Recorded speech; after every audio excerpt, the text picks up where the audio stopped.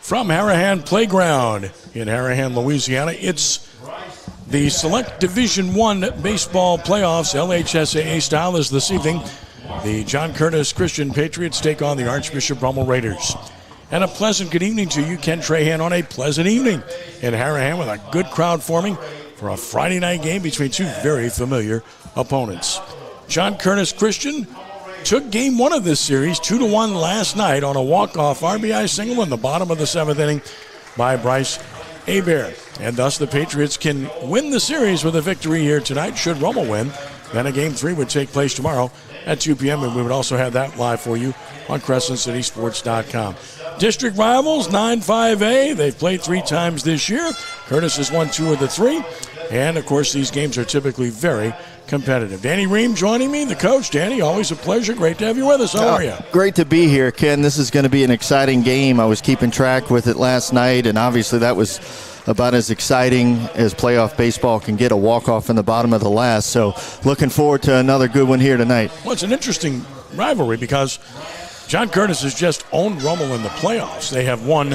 They've knocked Rummel out 3 times, all 3 times they've played them in the playoffs since 2017, including a year ago in the state semifinals, 2-1 in 11 innings in Sulphur. So this is one of those situations where Curtis certainly has the advantage in that regard, and they're at home here tonight at Harahan Playground. Let's pause now for the prayer, followed by our national anthem. As always, we ask you to keep the young men safe as they compete, the umpires as they apply the rules of the game to the game, Father. Help us to seek to honor you in our lives and the way we conduct ourselves and what we say, think, and do. Ask all this in Jesus' name. Amen.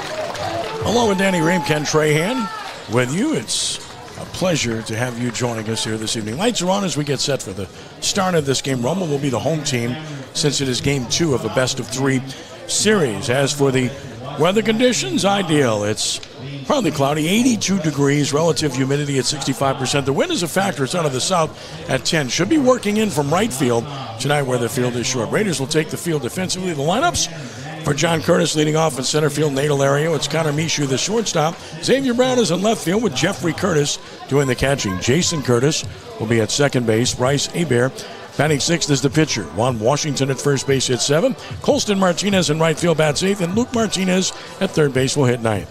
Top 3, Alario, Mishu, and Brown. Middle 3 will be Jeffrey Curtis, Jason Curtis, and Hebert. Bottom 3, Washington, Colston Martinez, and Luke Martinez. Hebert on the mound for the Patriots. For the Raiders, leading off at shortstop, Ian Smith. It's Joel Morange at third base. Lenny Klein, the catcher, hits third. Aiden Gennard, the cleanup hitter, and first baseman. Gavin Nix is the DH batting 5th. Evan Berg in center field will hit 6th. It's Gavin Kennedy in right field batting 7th. Peyton Spadoni in left field will hit 8th. And Brant Fry, the second baseman, bats 9th. Top 3 of Smith, Morange, and Klein. Middle 3 of Gennard, Nix, and Berg. Bottom 3 of Kennedy, Spadoni, and Fry. And on the mound is Owen Nugent. The Raiders on the field defensively with Spadoni in left, Berg in center, Kennedy in right. It's Morange third, Smith at short, Fry at second, Gennard at first with Klein catching. And as mentioned, Owen Nugent on the mound for the Raiders. He's a young one, and he's a sophomore. He's the son of Timmy Nugent, a former great Raider, LSU and Rummel Hall of Famer. And Owen's a strike thrower. He's had a good season for the Raiders, and they need him to come through for them tonight to have a chance moving forward, as Nugent on the year has really pitched well for this team. His record is 4-2. The ERA is 2.53, 9 appearances, 8 starts. And at 44 to third innings, only 31 hits allowed, Danny. 20 runs and 16 earned. 22 walks, a little high, 31 strikeouts. And his whip is 1.19. He's a strike thrower by and large. Hey, he's a strike thrower. You got to play defense behind him, so it's going to be really important tonight for Rummel to play a clean brand of baseball. Don't hurt yourself. Nate Alario, all-district player, leads it off for the Patriots at .333, a homer, 11 RBI. And the first pitch of the game is just outside. We're underway early at 5:56. So we get an early start here tonight. 1-0 the count to Alario. 0 for 3 last night. The pitch, swinging a fly ball a mile high into short right. Kennedy coming in, second baseman Fry going out. Fry wants it, and he makes the catch for out number 1. Fry retires Alario. And the batter will be Connor Michoud, the shortstop, another all-district performer for the Patriots at .309 with a home run and 15 driven in. 0 for 2 with a walk and a run scored in Game 1. Patriots in their red tops with the royal blue numerals in print, trimmed in white, gray pants for the Patriots, and they're wearing their red caps. Raiders in the all-white home look tonight. Raiders across the front, red cap, are emblazoned in the red stockings. Breaking ball misses away, 1-0 to Michoud. Nugent typically is a fast worker, having seen him pitch a few times this year. He's ready quickly here, and here's the 1-0 pitch. And that is just high, and it's 2-0. Harahan Playground, the site. Now the home field for John Curtis Christian on a permanent basis. 2 balls and no strikes, the next one coming. And that is a strike over the inside edge. It's 2-1. Patriot hitters, Danny, typically very patient. Well, you need to be. You need to go up there knowing what you're looking to attack. And 2-0 count there. He takes that fastball in, obviously trying to make him throw a strike here early on. And he just missed away. So now 3-1 to Michoud. That one didn't look too bad, but didn't get the call. He's been around the plate with all pitches, just off the plate there. 3-1 the count. Sign given by Klein, the 3-1. And he got a strike in there, and it's 3-2. To my point, this is what John Curtis likes to do. They make you pitch to them. They play the game, and they make you play the game. That's a good description, I think, of their program. Here's the payoff pitch on the way. And a changeup is ripped foul. See, he took something off that, and the hitter was out in front, and it holds at 3-2. Well, and that's what you want to do as an offense. You want to try to get that starter's pitch count up as fast as possible. So this is a great at-bat that Michoud's given his club here in the top of the first. After a quick out, he's worked the count full 3-2. Seventh pitch of the at-bat coming from Owen Nugent. Here it is, and a swing and a foul, and we'll see an eighth pitch. A vehicle alert there. Anytime you can eat up 8 to 10 pitches in one at-bat, that's a huge deal for an offense as you look deeper into the game. Shadem the hit to the off field. There's a big gap in right center, though. 3-2 the count. Here's another payoff pitch from Nugent, and he throws a breaking ball to strike him out. Good backdoor breaking ball. Takes care of Michoud for out number 2. Michoud asked to make sure. Gave him the call over the outside edge. Boy, he threw the changeup 3-2. Then he threw the breaking ball 3-2, which tells you, as I mentioned earlier, he's confident in 3 pitches to be able to throw for strikes. Well, that's tough at the high school level. If you've got a starter on the mound that's able to do that against you, where you never know what's coming in any count. Xavier Brown stands in. Left fielder. Curtis fans not happy with that strike 3 call at all. It's Baton Rouge Association assigned to this series. Pitches on the way to Brown. That's a breaking ball, and that just missed the outside edge. 1-0, but again, he's around the plate consistently. A ball and no strikes to Xavier Brown. Oh, and that's what happens when you're, like you said, when you're around the plate, you get borderline strike calls. The pitch. Fastball and a little blooper foul down the left field side. He was jammed, and it's 1-1. Brown is at .265, no homers, and 15 driven in, 1 for 3, with a run scored in Game 1 last night. Patriots only had 3 hits in the game, but were able to beat Evan Berg, who pitched a great game. Gave up just 1 earned run. Here's the pitch. Breaking ball beat foul. Oh, just missed his catcher. Maybe got a piece of him in the on-deck circle. Jeffrey Curtis says, hey, man, I'm on your side. So it's a ball and 2 strikes on Brown. 2 outs here in the top of the first inning, just underway. Sign given, pitch on the way, and he struck him out looking. Good fastball from Nugent. A very impressive inning for Nugent. Sets him down in order with a couple of strikeouts, and both looking, Danny, which is pretty impressive. Well, that's because he did such a great job of mixing his pitches. They were so off balance, did not know what was coming at any point in time. So a good inning for Nugent, and We head to the bottom of the first inning. The Raiders to the plate with no score. Patriots will take to the field. Jeff Curtis having words with the home plate umpire. Can't argue balls and strikes. I'm sure it's about a player, just to make sure that everything's fine. Discussion continues. The Patriots will be in the field with Brown in left, Hilario in center, Colston Martinez in right, Luke Martinez at third, Mishu at short, Jason Curtis at second, and Washington at first with Jeffrey Curtis catching. And on the mound is the veteran. And I mean veteran. It seems like we've seen him pitch for 3 or 4 years. Bryce Hebert, who takes to the mound for the Patriots. Hebert taking his warm-up tosses. And Bryce on the year has made 12 appearances, 9 starts. He's 3-5, but he has a good 2.47 earned run average. 51 innings, he's allowed 45 hits, 25 runs, 18 earned. He's walked 18 and struck out 31. Has a whip of 1.23. Raiders will be sending Smith, Morange, and Klein to the plate. And a do-or-die game, Danny. It's almost imperative to get off to a good start. Yes, if you're Rummel, pressure mounts, right? Yeah, absolutely. You start looking at the scoreboard, and whether you want to or not, you can start kind of counting those outs, and the pressure continues to mount as the game goes on. So it would be huge for the Rummel Raiders to get off to a quick start here, get some runs on the board, settle into the game, and be able to push this thing to a third and deciding game here tomorrow. Good complex here at Arahan Playground. Dominican play softball here in an adjacent field as well, and they've done a good job with making this a playable situation. I mean, they started playing a few games out here a few years ago.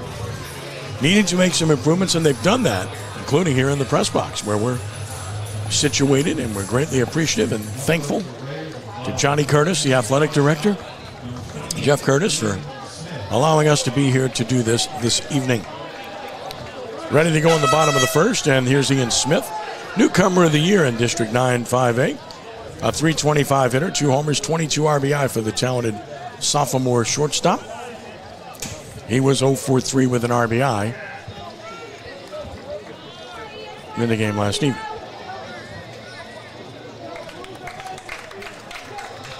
And a swing and a ball hits toward left center field. Left fielder there and puts it away. Smith hit the ball on the screws. Rummel is a notorious early pitch swinging team.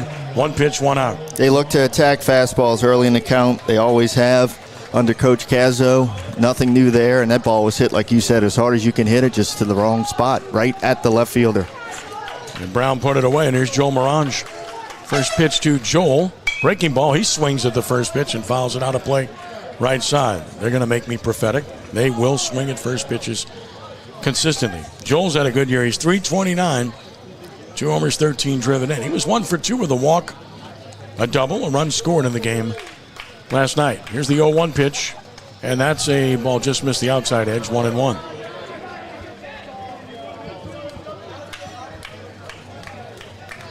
Jeffrey Curtis the sign, and the 1-1 pitch on the way. Swinging a pop-up into short center field, should be handled. Who wants it? The center fielder there. Putting it away is Hilario. Easy chance, and 2 gone. Ran it in on his hands, fisted him pretty good on that one. 2 gone for Lenny Klein. And Patriots like facing him with nobody on. .351 hitter, 5 home runs, 33 RBI, leads the team in both departments. Delgado Sani, 1-for-2 with an RBI single in the game last night. First pitch on the way. That's a breaking ball that stays way high. To Klein. Dimensions are relatively short here. There's a very high left field fence. 1-0. Swinging a foul back in. A good cut at that pitch, and it's 1-1. Very reminiscent of Tiger Park, where they have that elevated fence in left field. Here's the 1-1 pitch. That's way outside, a sweeper, and it's 2-1. And Bryce Hebert, Danny, he'll drop down and come at you like that 3/4 arm angle we just saw. It gives you different looks. 2-1 pitch. Swing and a miss. Got the fastball by him. It's 2-2. Yeah, both of these pitchers trying to mix things up. Makes it difficult on hitters. They can't get comfortable. You never know what's coming. And in this case with Hebert, like you mentioned, you don't even know what arm slot's coming. 2 balls and 2 strikes with 2 outs. The pitch decline. Breaking ball missed away, so it is full 3-2.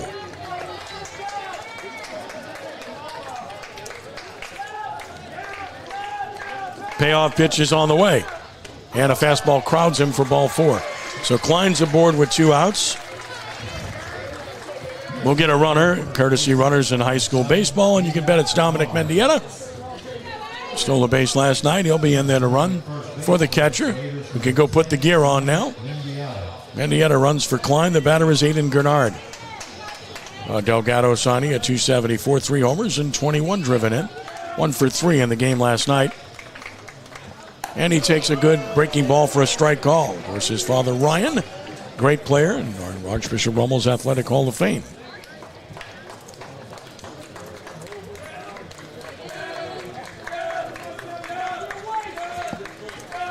Check of the runner. Pitch on the way. He's going and a swing and a foul back. So little hit and run action, and quickly Gernard in the hole 0-2.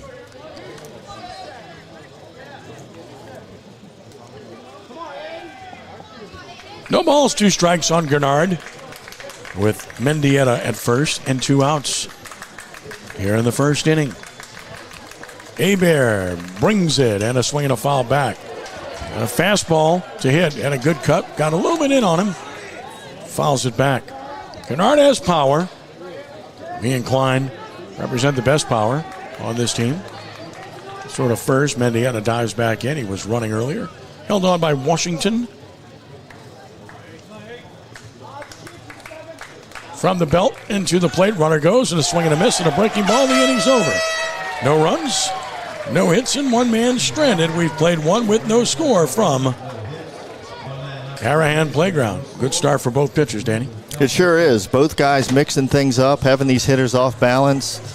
Little frisbee type looking off-speed pitch right there to Gernard. Had him way out in front for the final out there in the bottom of the first. So both pitchers are spotting up, changing speeds, changing arm slots in some respects, and we're at 0-0 here. These hitters are going to take a little time, it looks like, to figure them out.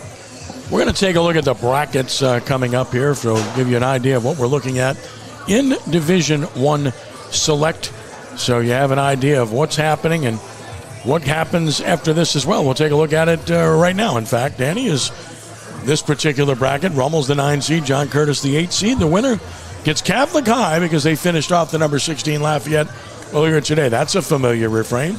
Catholic High, the 1 seed at home, and next week in the quarterfinals against either John Curtis or Rummel. And also on this side of the bracket, you got the number 5 Jesuit and the number 12 Alexandria playing at John Ryan Stadium. Game 1 this evening. Ditto with the number 13 St. Augustine at the number 4 St. Thomas More. Pretty good side of the bracket, isn't it? Yeah, it's a tough side of the bracket. The winner of this series, nobody's doing them any favors having to go to number 1 Catholic in Baton Rouge. That's always a tough place to win in the postseason as of late under Coach Bass up there at Catholic High. But yeah, tough side of the bracket. A great team from this side of clubs will definitely be in the finals with a great chance to win it. No doubt. Nugent back to the mound as he goes to work in the second inning against Jeffrey Curtis to get things started. We'll take a look at the road to Sulphur coming up in the next half inning. Here's Jeffrey Curtis, the pitch. That is just missing the outside edge, popped out of the glove. Jeffrey at .316, a homer, 19 RBI. The son of the coach, 0 for 1 with a walk last evening. And here's the 1-0 pitch. Swing and a ball hit in the air, a mile high into short center field. The second baseman fly out. The shortstop calls him off, and making the catch is Ian Smith for out number 1. A lazy pop up, and Nugent's faced 4 hitters, retired them all. Relatively easy fashion. And here's Jason Curtis. Speaking of the Curtis family, Johnny, we got you, man. 271 hitter, no homers, and 15 driven in. 0 for 3 last evening. Stands in right side.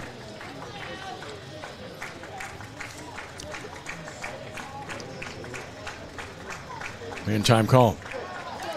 So Nugent takes a little walk behind the mound, trying to slow him down. As I mentioned, he likes to work quickly and working well early. Quickly now, here's the first pitch. Good breaking ball, and it's called a ball. Pretty good looking pitch there. That was a snapper. Yeah, there's been a few pitches. Got a lot of the plate. A little questionable so far. The 1-0 pitch. That is a fast strike, and it's 1-1.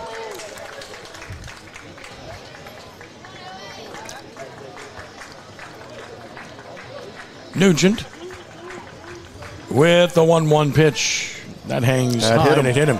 So he hits Jason Curtis, and there's your first base runner for the Patriots. A one-out hit batter here in the top of the second inning.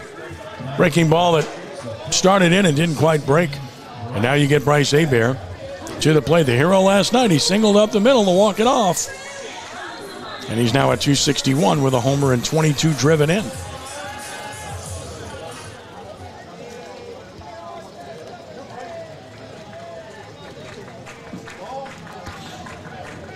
Good lead at first, not going, and the pitch is over but high.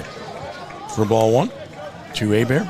Patriots like to put pressure on the opposing defense. It's a staple of their team. They've stolen 96 bases on the year. That is over but just low, so he's been close. He's all around the plate, even when he's missing, but he's behind 2-0. The exception of the hit batter. So now Hebert dictates at 2-0. We'll see how they play with a runner at first. Runner he goes. Bluffs and doesn't go on a strike called. It's 2-1. Might have been a bluff. He was trying to bait him, yeah. 2 balls and a strike. Deeper the count goes, the more likely he goes. Klein is a good thrower behind the plate. 2 balls and a strike. A check on the runner, the pitch, and a swing and a foul makes it 2-2.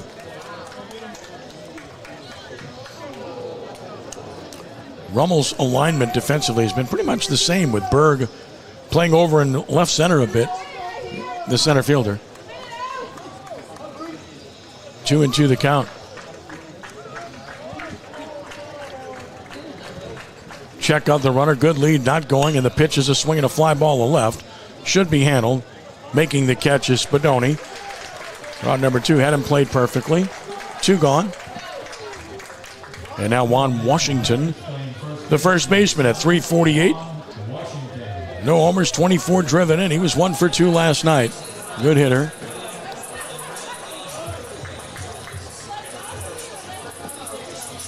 And he prepares to stand in.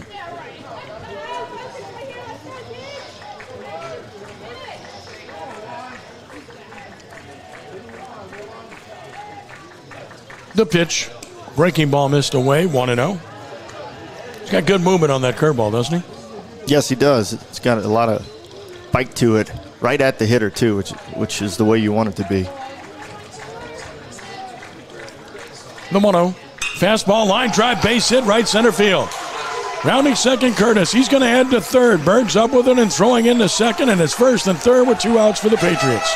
Washington, a good hitter as mentioned, laced one in the right center, and now a 2-out opportunity for John Curtis to jump on top. That ball was away, and he did a great job of staying on it with his front side and driving it into the opposite field gap. One of the biggest things that you have to be able to do if you want to be a good hitter at the high school level. I tell guys this all the time. Most of your pitchers at this level are going to pitch away, and further away. You've got to be committed to taking those fastballs away, off-speed pitches away into the opposite field gap, and that's exactly what Washington did. So this is our first little key point here in this game. Runners at first and third with 2 outs. Can Rummel find a way to get out of it, or can Curtis get a big 2-out hit and take an early lead? To that end, Frank Cazzo to the mound. Again, there's no tomorrow, so every situation is a quote-unquote a game situation. Today here for Rummel, do or die for the Raiders, and the Patriots would like to end it here in game 2. And here is Colston Martinez, the right fielder, at 296, no homers and 15 driven in, 0 for 2 last night. He stands in from the right side. Keep an eye on Washington at first.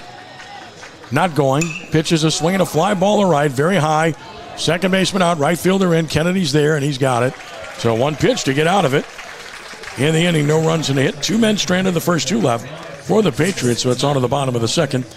And we have no score. And tonight's coverage on Crescent City Sports is brought to you by the Lamarck Motor Company in Kenner. Lamarck Ford, the #1 Ford dealer in the Metro New Orleans market, must be a reason.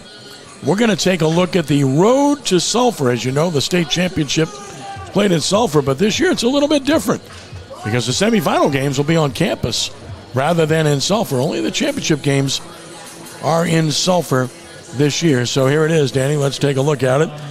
This weekend you have Round 2 of the playoffs, the regional round, best of 3 series at home sites in Division 1.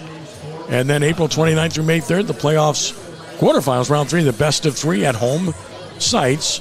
And then May 6th through 9th, the real change this year is the best of 3 semifinal, which will be at home sites and not in Sulphur. But here's the one I want you to comment on. The championships in Sulphur and McMurray Park now is a best of 3. I have mixed emotions about that. I get it, and I understand in a best of 3, the better team wins more often than not. But there's something to be said about a championship game and the finality of it all. Your thoughts? Yeah, baseball's a sport where it's hard to try to decide things with one game. That's why the 5A playoffs years ago used to be so difficult. You could be a really, really good ball club, have one bad day, and you were done. So from the perspective of the game of baseball not really being a one-game type of sport, just because of the variables that go into it, I'm in favor of the series. It does take away that one winner-take-all game, but if you get to a third game in a best of 3, you get that winner-take-all feel. So it'll be interesting to watch the change, but I think this has been good. I think it's more traditional when it comes to the sport of baseball to have these series throughout. First pitch to Nix. He hits it hard to center field. Center fielder back. Got it for the out. Nix gave it a ride, and Alario had to go a long way, and that ball was carrying Danny, but he makes the catch. 1 pitch, 1 out. That was a tremendously athletic play by Alario out in center. He tracked that thing the whole way, lost his hat in the process of getting to it. He was on his horse, so to speak, and able to pull that in. And that ball was hit very, very well by Nix, and a great play on the other side by Alario. Again, Rummel first pitch swinging, as we say, is the case. They're very seldom getting the opponent's pitcher up in pitch count. It's all about attacking early. Here's Evan Berg, the Tulane signing. 288, 2 homers, 23 driven in. Took it down and out, ball 1. Interestingly enough, Bryce Hebert did not face Rummel this year. Now, he's faced him every other year that they've seen each other, but not this year. There's the 1-0 pitch on the way, and he missed outside. It's 2-0. He's not a hard thrower, Danny, but he gives you the difficult angle, especially if you're a right-handed hitter.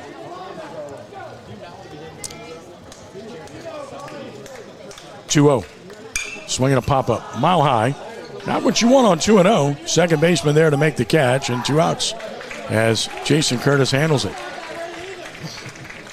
And now Gavin Kennedy, another Delgado signing. 300. Homer and 8 RBI. 1 for 3 last evening.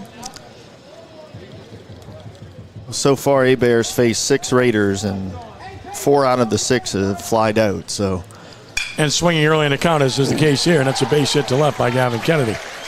But it's what they do. So it's do or die. Yes. I mean, you can either be successful, but if you're not successful, it's going to make for quick innings, quick outs, and such. So it's kind of a double-edged sword, right? Yeah, it is. It's just all about your philosophy. I mean, most pitchers are trying to throw strike 1, so on the other side of things, offensively, if they're trying to throw strike 1 and they're willing to guide some fastballs in there to try to get on top, why are you going to take maybe the best pitch of the at-bat? So that's obviously the philosophy of the Rummel coaching staff, and that's the way their hitters approach it, that if a pitcher's going to try to guide one in there and get a freebie, we're going to be ready to jump on it. Gavin Kennedy, a big threat to run, 16 steals, and he draws 2 throws in a row. As a result from Hebert, with 2 outs, a good chance he'll run. With Peyton Spadoni at the plate at 158, no homers, and 5 driven in. 0 for 1 last night. 0 for 3 last night, rather. And yet another throw to first. That's 3 in a row. So you know what John Curtis is thinking here about Kennedy.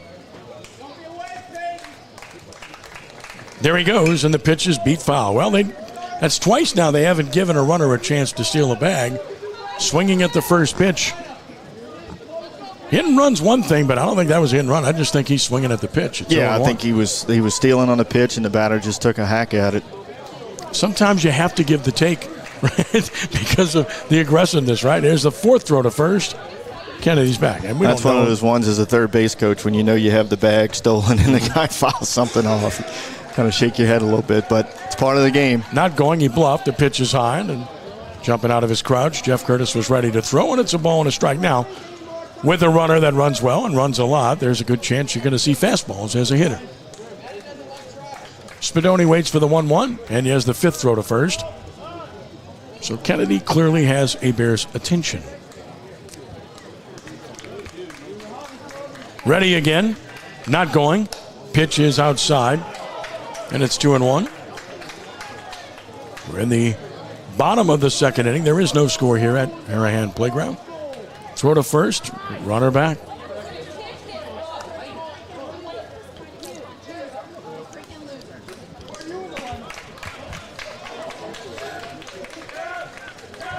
Kennedy with a lead. There he goes. 2-1 pitch is a pop-up into right field. Should end the inning. Easy chance for Colston Martinez, who puts it away. No runs and a hit and a runner stranded. That's 2 left for the Raiders. After 2, there's no score here from Harahan Playground as we head to inning number 3. So good job by both pitchers thus far, Danny. Sure is. Doing a great job of getting fly balls in most cases to their outfielders and their infielders, and those guys at this level are obviously going to pull those in. I had a talk the other night at my 10-year-old New Orleans Renegades practice with my son's team, and I was explaining to them how as you elevate yourself in the game, balls in the air are the easiest outs. They are automatic outs. Unless you're hitting it up against the wall or over the fence, it's automatic outs. So you want to attack pitchers and try to hit the ball hard on the line, hard on the ground, things that challenge defenses and make them earn their outs, because those balls up in the air, once you get to this level of the game, they're just going to pull those things in for easy outs all the time. So both of these teams need to try to do a little bit more of that, try to hit the ball on a line, attack some gaps, and try to get some offense going, because lots of balls up in the air so far in this one. Interestingly enough, not one ground ball in this game yet. You've had, for John Curtis, 2 strikeouts and 4 outs made in the air. And for Rummel, you have 1 strikeout and 5 outs made in the air. So to your point, exactly what we've seen. Here's Nugent back to the mound. 27 pitches in the first 2 innings, 16 strikes. He's hit a batter and he struck out 2. Luke Martinez will lead it off in the third at 220 with a homer, 13 RBIs, 0 for 2 last night. And a threat to bunt, which will draw Morangian from third. Gennard stays back at first. First pitch is on the way. And that's a breaking ball away for 1-0. And Curtis, the road team tonight in game 2 of this best-of-3 series. Despite playing at home. The 1-0. And that just missed the outside edge. It's 2-0. Again, these pitches are close. They're right around the plate consistently. The 2-0 pitch from Nugent. Down the middle, and it's hit foul. Right side out of play. It's 2-1. Top of the order to follow, Valerio and Mishu. 2 balls and a strike. And another on the way. Swing and a liner into center. Bird coming. He can't get it. Hits a base hit. He missed the ball. Now the runner's going to go to second. And he's going to get there, and there's a big start for the Patriots. Well, I got to believe a base hit and an error, Danny. I mean, I think he let the ball get by him. He tried to short hop it, right? Yeah, he was in front of it. It just got by him. And good hard base running out of the box by Martinez. And he saw the ball get away and moved up 90 feet. So now he's standing in scoring position with nobody out, top of the order. So Curtis, don't be surprised they bunt one here. They like to make you move and play the game. They're in at first and third. With Martinez at second. Again, the plays that need to be made, that's what hurt Rummel last night. Pitch on the way. Gonna bunt, and he takes it just off the plate. It's 1-0. And again, these pitches might be a ball off the plate. Not getting those calls by and large. As a pitcher, you're always searching for the zone. Check on the runner. 1-0 pitch. Gonna swing now, and he pops it back to the screen. It's 1-1. Now let's see if they switch off again.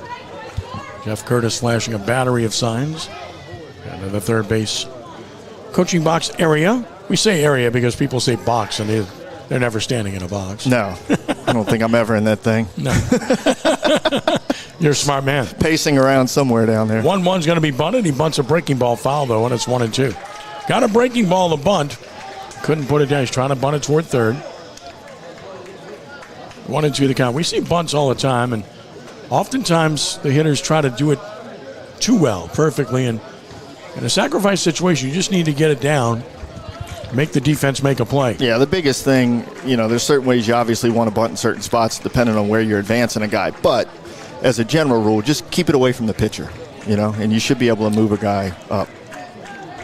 So it's a ball and 2 strikes on Nate Alario. He's driven in 11 on the year. Nugent is set. He is pitching. Breaking ball beat on the ground to third. Runner looked back, and a good job.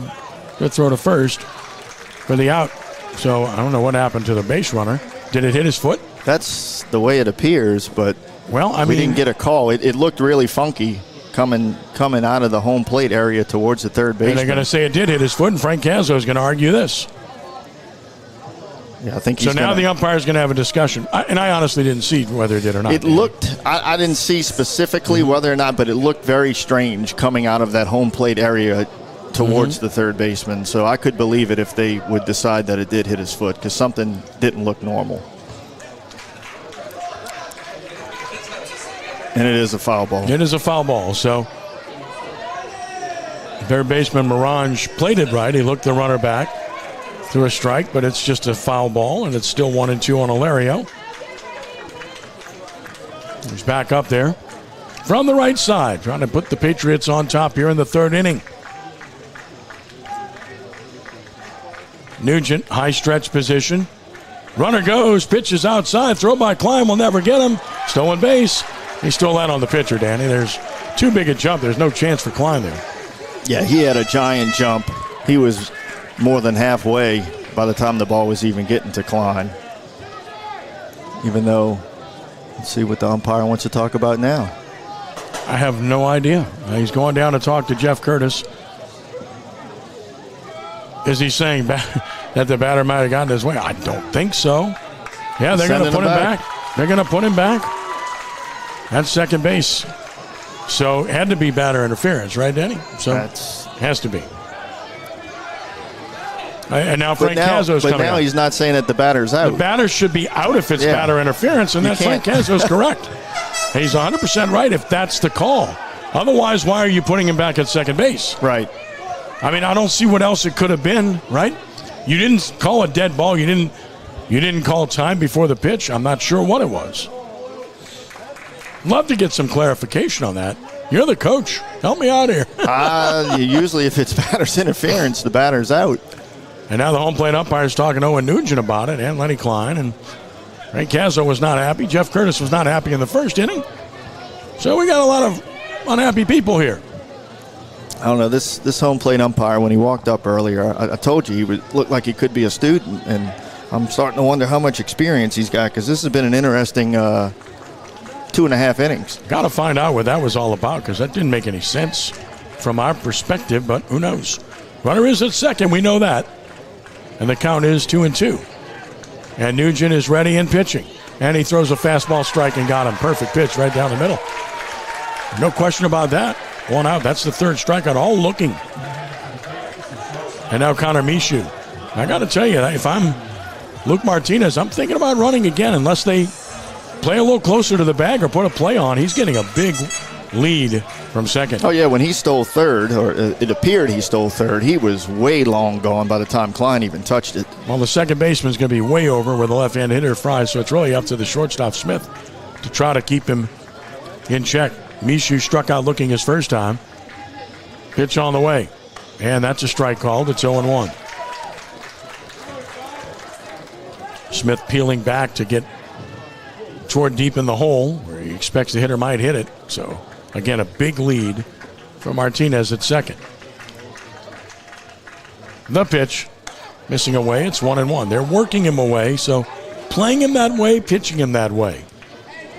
That's what you want to see on a consistent basis. Sometimes we don't see that, interestingly enough. 1-1 the count. Michoud waiting. Nugent stretching. Nugent pitching. Breaking ball. Dandy. Strike called. Good pitch. And it's 1-2. He's got good horizontal and vertical movement on that slow breaking ball that he throws. 1-2 the count. Martinez away from second, and another pitch on the way. Breaking ball beat foul behind the plate. Similar pitch, and probably was going to catch the zone. A good job by Michoud to spoil it. Good job with 2 strikes of just staying alive, getting enough of it.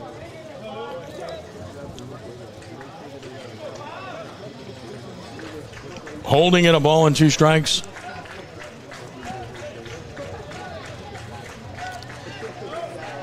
Stretch and the pitch, and it's high and away.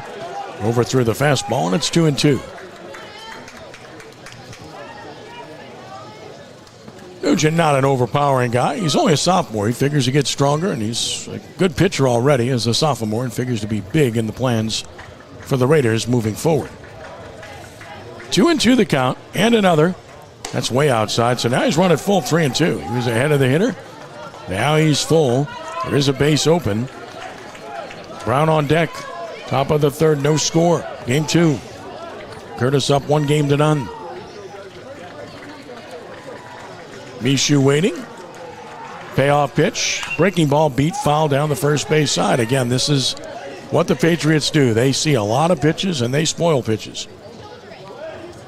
And it's consistent. It's year to year. It's not just this year or last year. They do this all the time. This is a big part of their acumen and identity. And it's a great way to play because, high school teams, they only have so much depth. So their better arms are going to start games. If you can get into their bullpen, you usually have a better chance of scoring. So the quicker you get that pitch count up, the quicker they get into the pen. 3-2 pitches high, walked him. So it's 2 on, 1 out. And that's the first walk issued by Nugent. And now Xavier Brown, who struck out looking back in the first inning.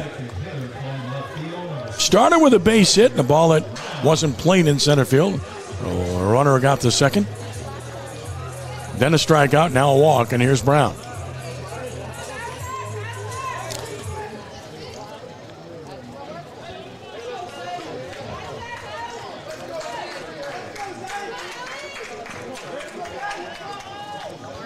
Right-handed hitter waits. Nugent getting the sign. Will stretch with a check of the runners. End time call by Brown. Really good crowd here, and they're watching from outside the fence everywhere here at this playground.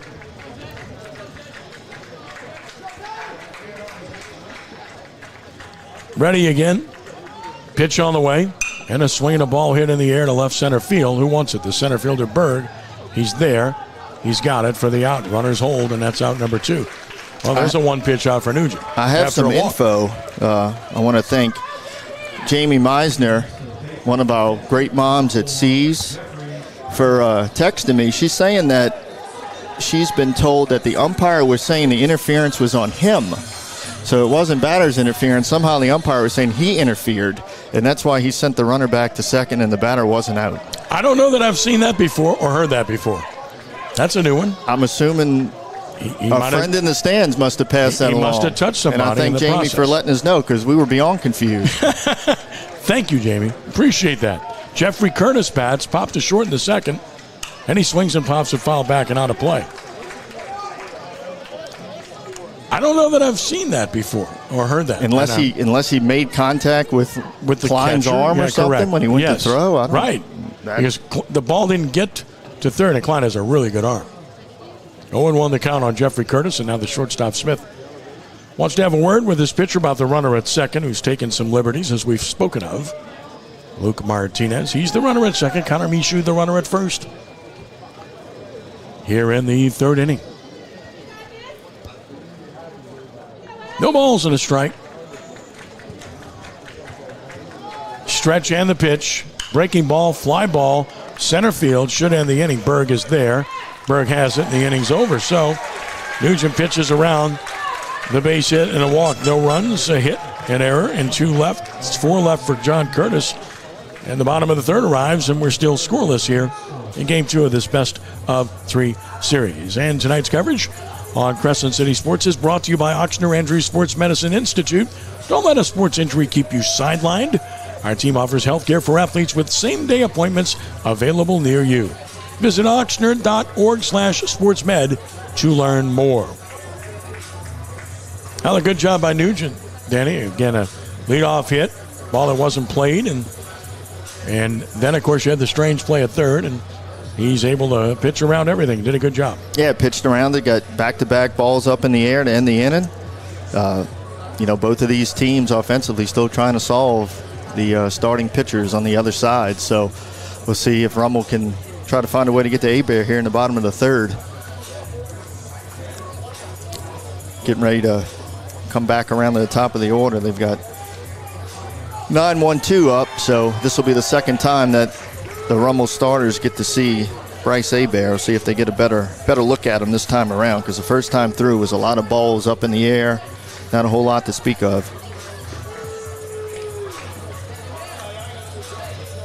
Hebert taking his warm-up tosses. He's only thrown 23 pitches in 2 innings. Again, that's all about Rummel swinging early in the count. Yeah, they're aggressive. That's the way they do it. That's the way they approach offensive baseball. They're not going to let you just guide one in there and get on top of them 0-1.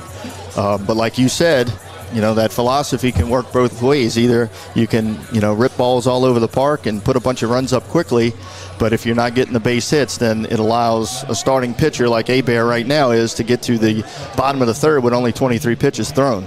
Correct. And of the 8 hitters, 3 made out on the first pitch. And that illustrates things. One out on 3 pitches, 2 outs on 3 pitches as well. So actually 3 outs on 3 pitches to go with 3 outs on first pitches. That's why the pitch count is so low. Here is Brent Fry, always a threat to bunt. 176, no homers, 10 driven in, and he does bunt, but he pops it foul, and it's 0-1. Fry 0-for-2 with a walk last evening. Very solid defensive player. He makes every play he's supposed to make. He's dependable. I really like his defense. Trying to contribute offensively. Here's the 0-1 pitch. That's a strike. It's 0-2. Even there, they went after the first pitch in a bunt attempt. So it's 0-2 now. The problem with that is if you get down in the count pretty quickly. He comes out of his cap as he delivers fastball up and in. 1-2. Bryce has to reclaim his cap. But I've heard it both ways. I've talked to a lot of people about that. Very split opinions about the whole first pitch attacking. Breaking ball struck him out looking. Great pitch, 1 out. Hebert with his second strikeout retires Fry easily, and now Ian Smith bats. He really hit the ball harder than anybody has in the game. He laced one to start bottom of the first. Probably 90, 100 miles an hour off the bat, but right at the left fielder Brown. Yeah, he's a good-looking player. He's got all the tools. Keep an eye on him.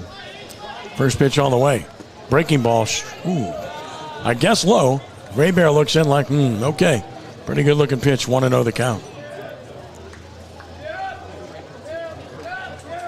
The 1-0. Fastball, that's a strike, and it's 1-1. So second time around, looking at a pitch or two. A little different approach. Play Smith slightly to pull. Now the center fielder moves a bit. The 1-1. Breaking ball dips low. It's 2-1. Shows good discipline to lay off with 2 breaking balls just down in the zone. So 2 balls and a strike with 1 out here. In the bottom of the third, and the 2-1 pitch on the way. Swinging a fly ball to left. Won't carry. Left fielder Brown is over, and he's got it for the out. And 2 gone. Another lazy fly ball out. We've said that a lot, haven't we? Yes, we have. And it's kind of the story of the game, both sides. Still not a ground ball out in this game. We're in the bottom of the third inning. It's pretty strange. Here's Joel Morange, flew out to center his first time. 12 flyouts between the 2 teams. I mean, that's not going to get it done. In the bottom of the third. And a swing and a foul on an off-speed pitch. He was way out in front. It's 0-1. Again, committed to swinging at the first pitch. And that pitch, he was way in front of it. And you're down 0-1 immediately. Now, they've seen Hebert a lot, so they feel like he's going to be in the zone quite a bit. And that's part of the philosophy as well. There's no in-between, though. It either works really well or it doesn't work. Breaking ball, and there's another pop-up into right field. Imagine that. Martinez waits for it. An easy inning for Hebert. Sets down Rummel in order. Let's go to the 4th with no score. What do we call those? Can of corn, right? I mean, That's it's it. like you're just sitting out there waiting. You can yawn or something, and it'll eventually come down eventually. Come right down into the glove for a nice easy out. Toss it back into the infield.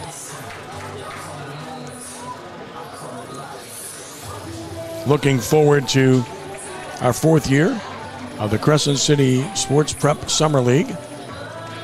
And we'll have the most teams we've ever had. We've had 16 last year. We're going to have more than that this year. So we appreciate everyone that participates. We added the JV component. That was a big hit. We're going to continue on with that. This year, of course, schedule it encompasses 4 weeks and then playoffs with awards presented. And we'll have that for you coming up right after Memorial Day. The day after Memorial Day, we get started with the 4th year of the Crescent City Sports Prep Summer League. And it's been a big hit for the schools. They get to keep their young men for another month, month and a half. But when we play the games Monday through Thursday, so it allows them to play for other entities on weekends and to go to showcases. And I know you can not only respect that, but you like it because you're involved in that too. Yeah, it's a great scenario for us with our Gibbs Construction Cardinals team because those seniors can come play with us before they go to play college baseball and get prepared for that challenge that's headed their way. And then it gives the high school coaches the ability to prepare and work with and really get to know next year's prep team. So we're happy to be a part of the summer scene and fill that void for those seniors. First pitch is a strike call from Nugent to Jason Curtis, who was hit by a pitch his first time. That was pitch 48 for Nugent.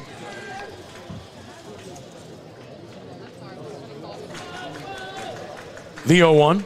That's high, and it's 1-1. The games in the regular season, John Curtis won game 1 against Rummel 9-7. Rummel then beat Curtis 10-0 on a no-hitter by Evan Berg.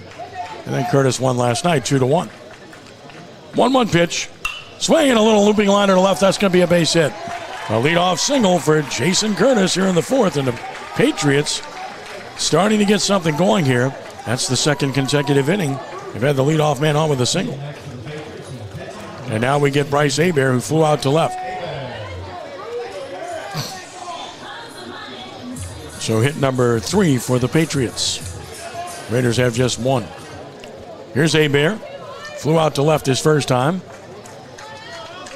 Orange even with the bag at third. Bernard holds the runner at first. Stretch pitch. Missing away 1-0.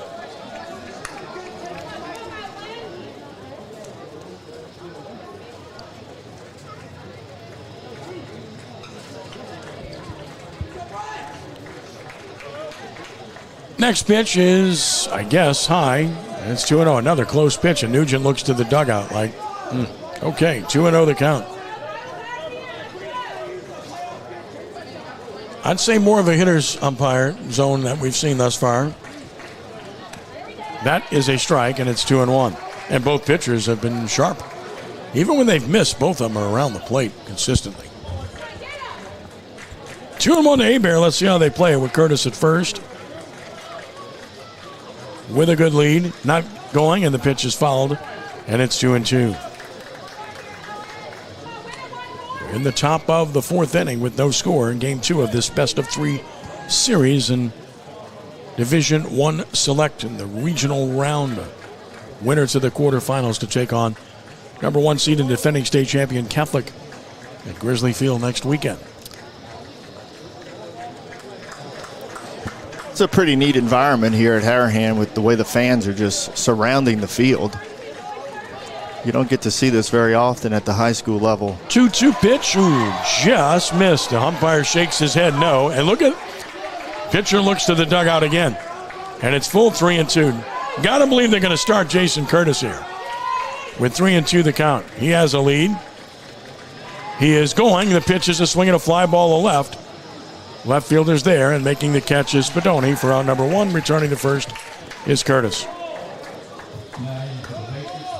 Here's Juan Washington, who singled his first time.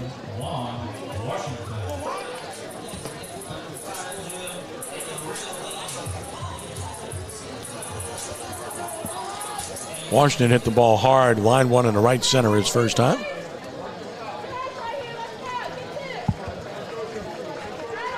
Snap throw to first. Runner dives back in.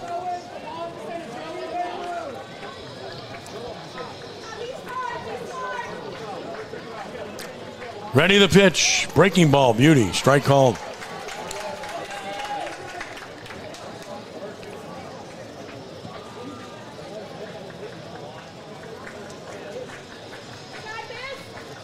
No balls and a strike. Nugent obtaining the sign. Ready the pitch. Breaking ball sits high. And it's 1-1. Got to be careful with that breaking ball missing up with a strong right-handed hitter like this at the plate. Short left field porch. here at Harahan Playground. 1 ball, 1 strike with 1 out the pitch, and a good breaking ball strike called, and it's 1-2. You definitely don't want to hang that thing.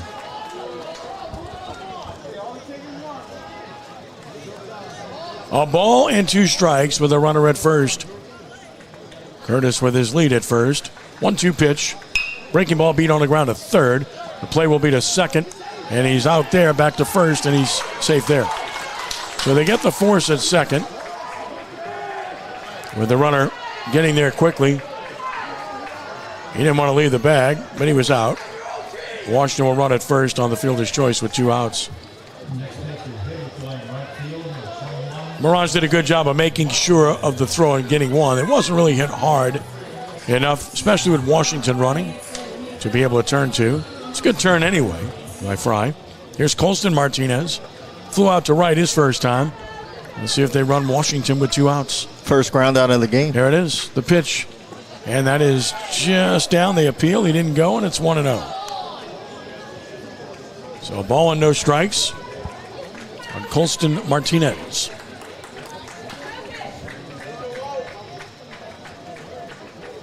Next pitch, fastball strike call, 1-1.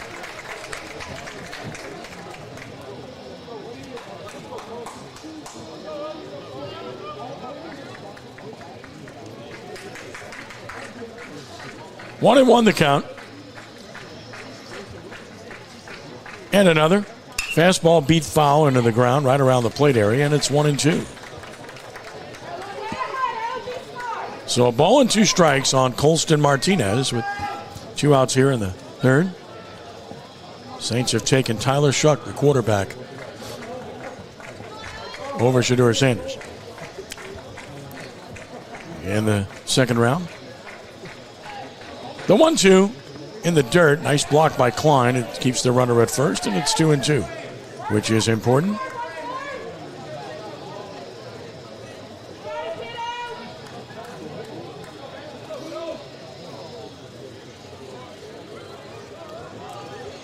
Two, and he laid off a good breaking ball. So now it's full 3-2, and that's a good thing for the Patriots because now the runner can take off Washington, and he runs well. So he'll be off with the pitch. 3-2 to Colston Martinez. Second full count of the inning. Patriots have clearly done a better job of working counts and extending at-bats. The play behind the runner. He'll take off here on 3-2. Here it is, and it's ball 4. And it's 2 on, 2 outs. Fastball was just up. And a second walk issued by Nugent will get Luke Martinez to the plate, and he singled his first time. Patriots have stranded 2 in the last 2 innings. They've got 2 on again here.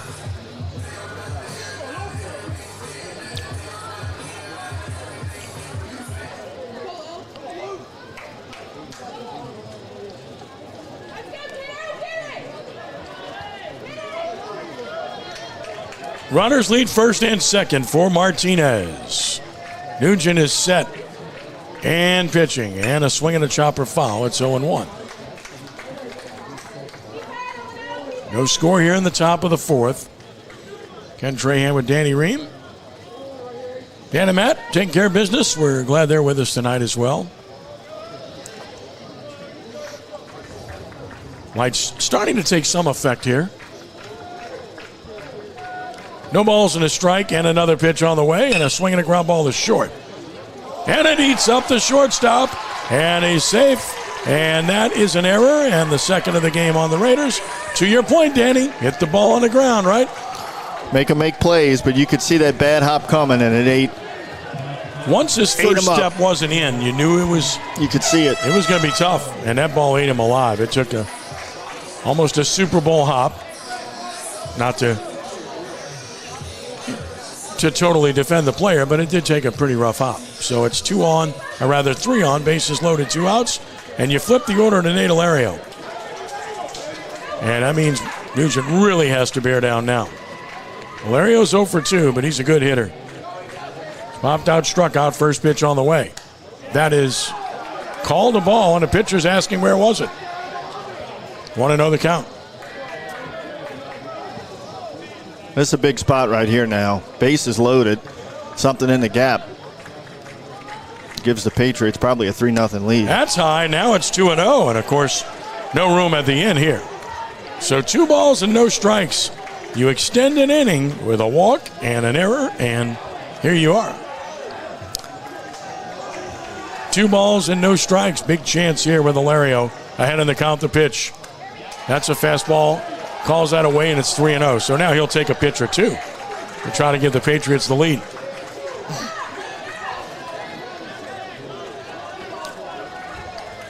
Three balls and no strikes.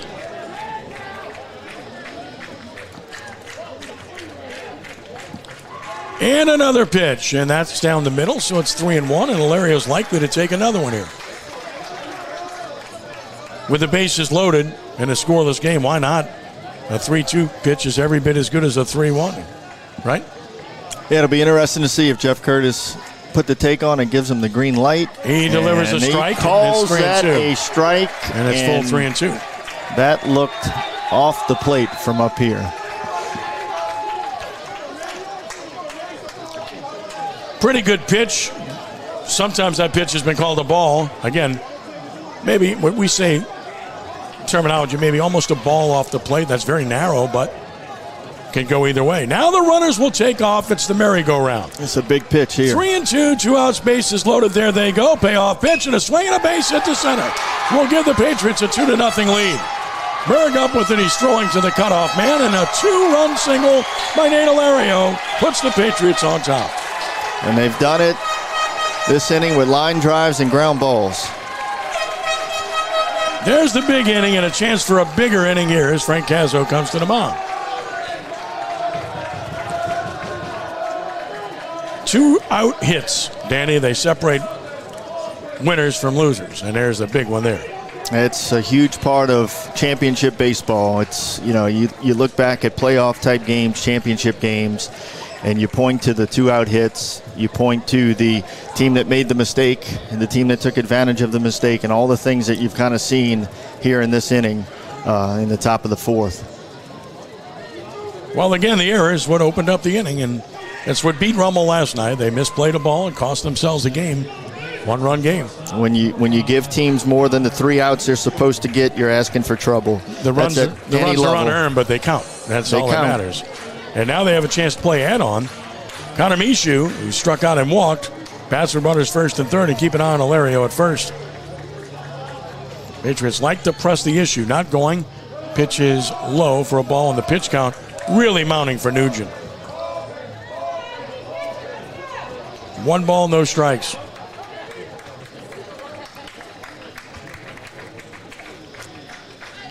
That's high, 2-0. So he's struggling now, falling behind, and it's tough to pitch behind anytime, anywhere. 2-0 the count on Mishu. And that's high. So it's 3-0. Threatens to load him up again.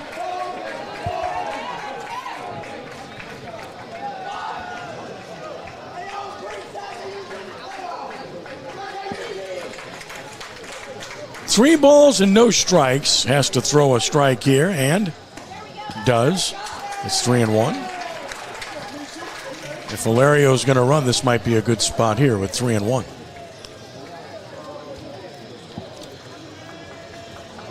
Check on the runners, not going, and the pitch is hit in the air. Short left field. Left fielder sees it. Spadoni is there. Makes the catch. Inning over, but the Patriots have their inning. 2 runs in the inning. And they do it on 2 hits, 1 big error. 2 men left. They've stranded 6. Bottom of the 4th coming. And the Patriots have a 2-0 lead. Well, we just talked about how somebody was going to have to get the ball out of the air, and Curtis did it there in the top of the 4th, and because of it, they're up 2-0 now. But if you go back, you get the leadoff base hit, followed by a ground ball to third, and then you had walk, ground ball to short, single up the middle on a line drive. So as soon as somebody went to more ground ball, line drive, challenging defense type of offense, you saw a couple runs go up on the board.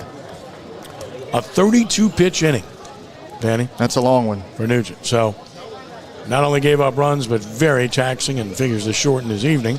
And now Hebert back to the mound, who's been terrific. Allowed just 1 hit. He's issued just 1 walk with 2 strikeouts. Now given the lead, and it will be Klein, Gernard, and Nix for Rummel here in the fourth inning. Raiders facing extinction need to rally here to extend this series to a third game tomorrow, which would be at 2 p.m. If it were to happen, we'd have it for you on Crescent City Sports. If it's not to happen, then we should have a game at John Ryan Stadium between number 5 Jesuit, number 12 Alexandria.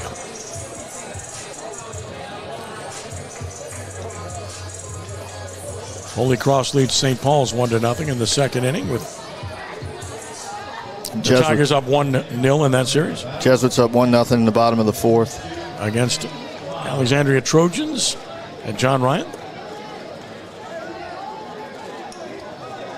You've seen a lot of teams pitch backwards a little bit in these series. That's the other thing that the series bring to the table that the old single elimination doesn't. Some of these teams throwing their number 2s on day one and then having the ace still ready to go on the second day. First pitch is a little bleeder towards short, a real jam shot. One pitch and, they missed the throw at first. That's an error on the first base. The ball hit his glove, Danny. Sure Looked like did. He should have caught it on the throw by Mishu. So again, one pitch should have been one out, but it turns into an error and a break for Rummel.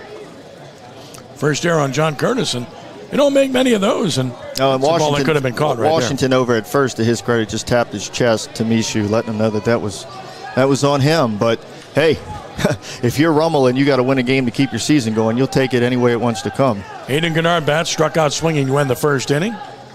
And he takes one down and in. And oh, by the way, they hit the ball on the ground. What happened? Make them make plays. And that's it. It worked for Curtis. Let's see if it works for Rummel. A ball in the air is an out. Gennard laces one down the left field line, foul. Just yanked it foul. And the count goes to 1-1. Rummel's desperately in need of a big hit. They couldn't get one last night. They haven't had one here this evening, and their season's on the line. A ball and a strike. We're in the bottom of the fourth. It's 2-0 Patriots on top. Trying to put this series away. Throw to first. Runner back, that's Mendieta, the courtesy runner once again. And he can run. 7 steals in as many attempts. This is pop foul and out of play, and it's 1-2. You're seeing some definitive uppercuts here, aren't you? Yeah, that has worked its way into the game, and I'm not a big fan of it, especially at this level. 1-2 the count. Ready the pitch. And a swing and a chop foul came up and bit Gennard, but he stays alive. They struck him out using the sweepers the first time, and they threw one there.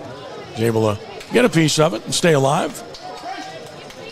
Count remains 1 ball and 2 strikes. Mendieta first, nobody out. Hebert from the belt and to the plate. High with a fastball. Count is even at 2-2.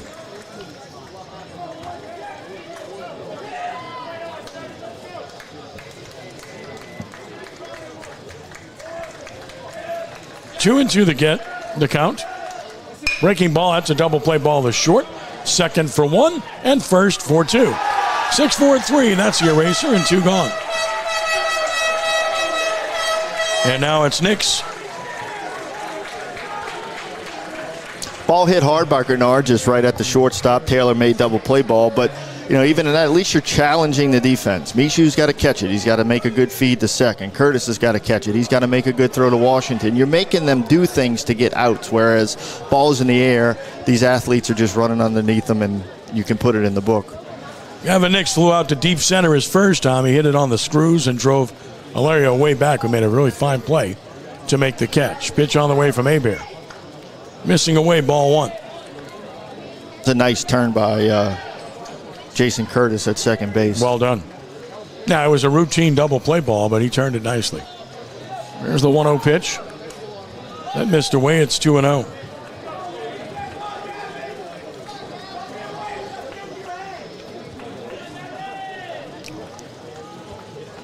Hebert with the 2-0 pitch on the way. That's 3-0. Nix took it. Oh, he hasn't been behind hitters by and large. It's 3-2 to Klein in the first and walked him. This is only the second 3-ball count he's had. 3-0. Right down the middle. It's 3-1.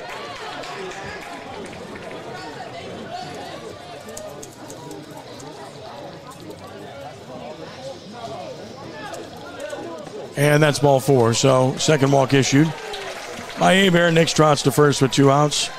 Evan Berg will bat. He popped out to second his first time. He's got 2 home runs on the year. Both of them came in the same game at Kirschroede Stadium against Brother Martin. In the wildest game of the year, when the Crusaders rallied to win 11-10 after being down 9-0. Strike called over the inside edge to Berg. Off-speed pitch.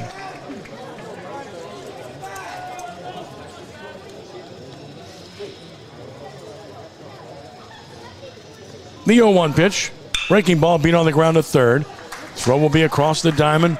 Right on the money by Martinez to take care of Berg. In the inning, it's no runs, no hits.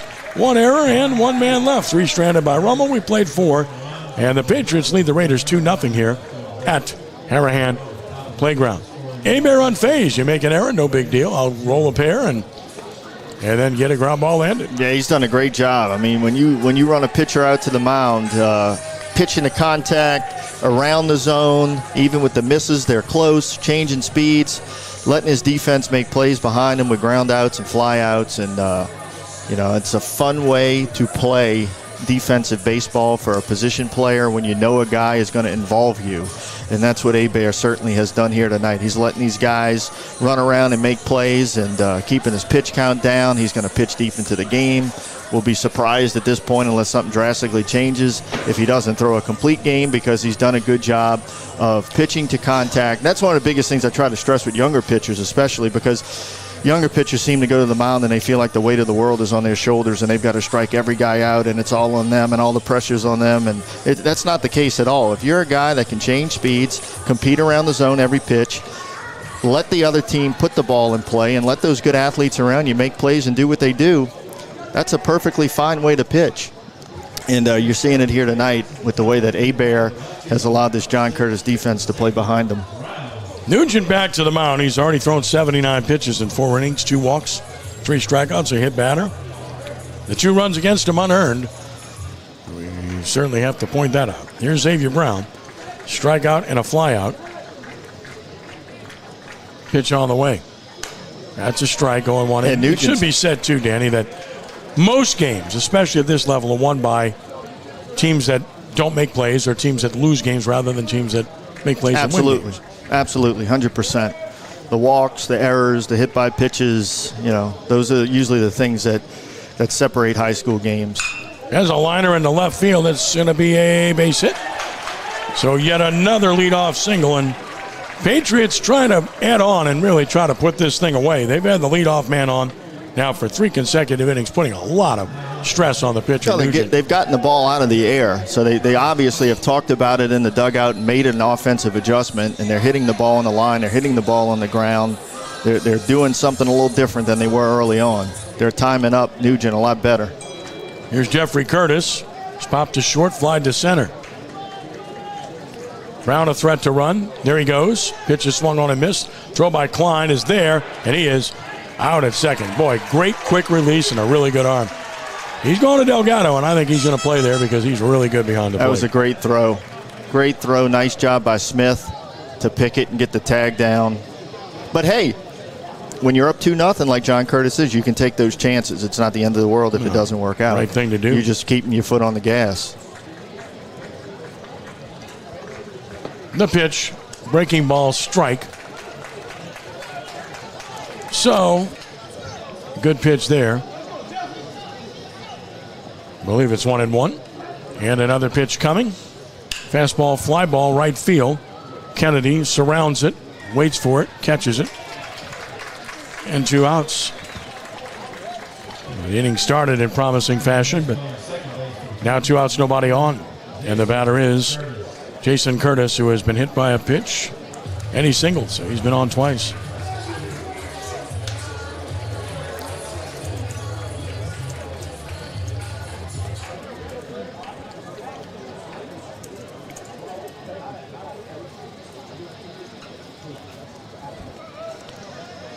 Pitch on the way.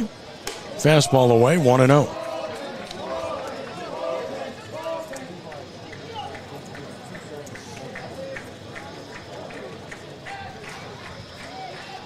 And And the 1-0 pitch. Fastball strike called, 1-1. Hasn't lost any velocity. Pretty evident that he's still. Oh, Nugent's pitched very well for Rummel. 1-1 is a breaking ball, strike called. It's 1-2. He's done a great job of changing speeds and trying to keep hitters off balance, and certainly in position to still win the ball game. It's only 2-0. 1-2 the count. Owen is ready. Here's another pitch. Fastball, fly ball to right, slicing foul. Kennedy going over is going to run out of room. Down the right field side, holds it 1-2. And he's a sophomore, Danny. There's a lot to like there. Absolutely. 2 more years. He's going to be a good one. Keep your eye on Owen Nugent. 1-2 the count. He'll be pitching in the CCS Summer League this summer. I'm sure he'll be great in that league in the summertime and get to do some other things on weekends and continue to develop. But yeah, he's definitely a good righty that Coach Cazzo, I'm sure, is very excited about having for another 2 years. Yanked it foul down the left field side, holding it 1-2.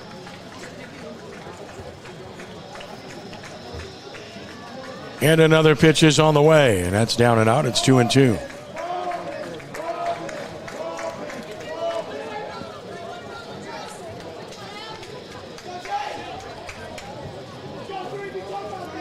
Two and two the count. And he got him looking. Good pitch.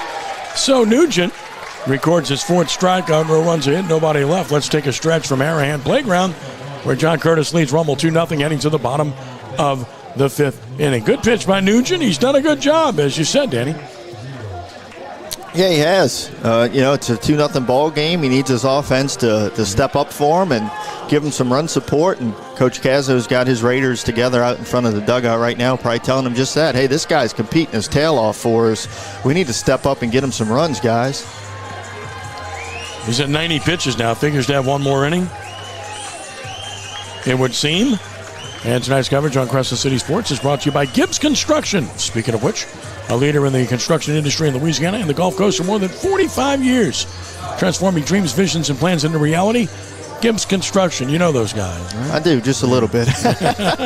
No, we want to thank Larry Gibbs and everybody at Lauren Gibbs over at Gibbs Construction for everything that they do for the youth of the community in general. They support a lot of different things, not just baseball, even theater. Larry's on the board of JPAS and does just anything he can do to positively affect the youth of the community, and just great people to have around. And we love representing him in the summertime with Gibbs Construction Cardinals, and it's kind of become the go-to team and the spot to play at if you're a senior going to play college baseball or looking to play college baseball. And we take a lot of pride in having Gibbs across our chest. Well, here in the bottom of the 5th, Rummel, bottom 3, Kennedy, Spadoni, and Fry against Hebert, who's been terrific. 46 pitches, that's it. 2 walks, 2 strikeouts. He's only given 1 hit. It was to this batter, Gavin Kennedy, who singled to left his first time. Third baseman, Luke Martinez, will cheat in. First baseman, ditto, Washington. Pitch to Gavin, and he showed bunt, it looked like, and took a ball down. It's 1-0.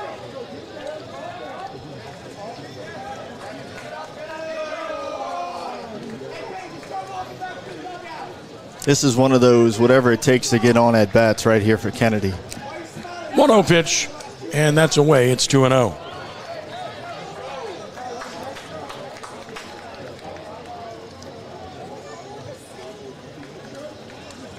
Two balls and no strikes. The pitch, and he swings and grounds at the first. Easy chance, 1 out.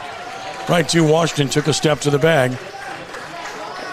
And, I mean, just my opinion, on 2-0 when you're down 2 runs in the 5th, I think you got to take a strike. I mean, it's almost like you got to put the stop sign up if you're a coach. I don't disagree. That approach just doesn't really seem to make a great deal of sense when you're doing nothing against the pitcher and you need base runners. I had just mentioned that was one of those whatever it takes to get on at bats. Yep. And, I totally agree. 2-0, it probably would have been smart to take a pitch there and get a little deeper into the count. Spadoni took a ball. It's 1-0. He flew out to right his first time. Rummel really just hasn't really had anybody on base all night. 1-0 pitch. That's a strike, and it's 1-1. Payton stepped out, gets back in. Couple walks and a single. And the 1-1 pitch. Spadoni swings and misses at a breaking ball. It's 1-2. Tonight's coverage on Crescent City Sports is brought to you by the Lamarck Motor Company in Kenner. Lamarck Lincoln is the only Lincoln Black Label dealership in the market. It's more than ownership, it's membership. Must be a reason. 1 ball and 2 strikes on Spadoni.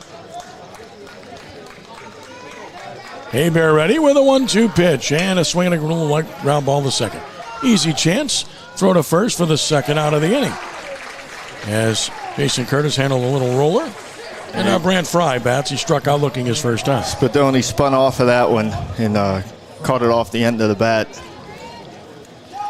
Didn't get much of that one at all. Enough to get it past the mound, but not hit too hard. Jesuits still up 1-0 going to the 5th inning over Alexandria. We had Alexandria and Rummel last year in a good series. Pitch on the way. Look out. Sails high and over the head of Fry. It's 1-0. Brand saying, hey, what did I do? It's interesting with this condensed pool of teams in Division I Select. You start to see these same matchups over and over every year in the playoffs. To the screen now. And it's 1-1. You can't really hide from anybody. Holy Cross 1-0 over St. Paul's, top of the 3rd now. Tigers trying to win that series tonight. Wolves trying to extend it. Here's the ball down and out. It's 2-1.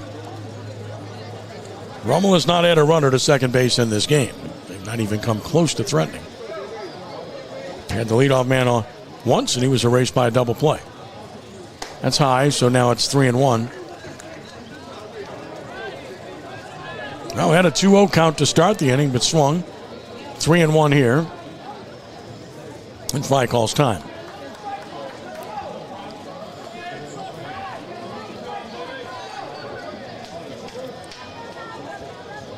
And now the 3-1 pitch.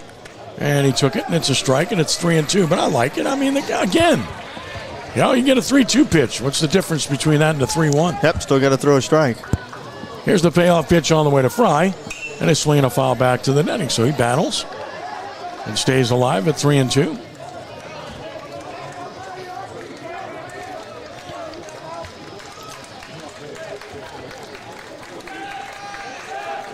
Here it is. Ball 4. So a good at bat by Fry, and he gets a pass to first. Third walk issued by Hebert. Comes with 2 outs, and it gets Ian Smith to the plate, who's lined out hard to left, and he's flied out to left. And we know which way he's gone twice.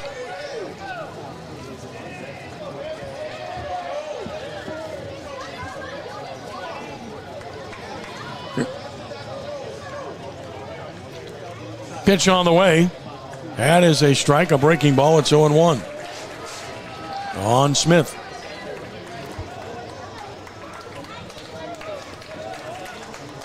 Throw to first. Fry only had a 1-step lead. Big weekend in New Orleans with the Zurich Classic, the NFL Draft. Told you about Tyron Shuck going to the Saints. Jazz Fest going on. High school playoffs. Quite a weekend. The pitch. And a swing, a liner in the right. Hit right to the right fielder. Had him played perfectly. Smith retired. He's lined out twice. Nothing across. One man stranded. Raiders have left 4. We played 5, and the Patriots 2 innings away from advancing. Lead Rummel 2-0 here at Harahan Playground. Bryce Hebert just working so efficiently, Danny. Just throwing strikes. He did walk a batter, but even then it was a 3-2 battle. And he's just making them hit it. They're putting it in play. Most of the time resulting in easy outs. Yeah, that's been the story of the night. He's attacked the hitters. He has not walked many, only 3 walks given up, allowing his defense to make plays, and they've done it. Nugent back to the mound, and Frank Cazzo has to be very pleased with what he's gotten from this sophomore. 5 innings, 2 unearned runs. That's the difference in the game. He's at 90 pitches, so the Rummel bullpen probably is going to get busy soon. 4 strikeouts, 2 walks. He's hit a batter. He'll be facing Hebert, Washington, and Colston Martinez, and it's been stressful for me. Stranded 2 runners in the second, 2 in the third, 2 in the fourth. Leadoff man got on in the 5th, so it's been a stressful outing for him. Yeah, he has not had too many innings where he's just cruised along, but you really got to tip your cap to Owen Nugent for only being a sophomore and to be in this environment in a game like this with this crowd and the season on the line, and to give you a start like this, which honestly, should be a 0-0 game. Pretty impressive. Bryce Hebert leads it off. He's fly to left twice against Nugent. And the pitch and a strike, and it's 0-1.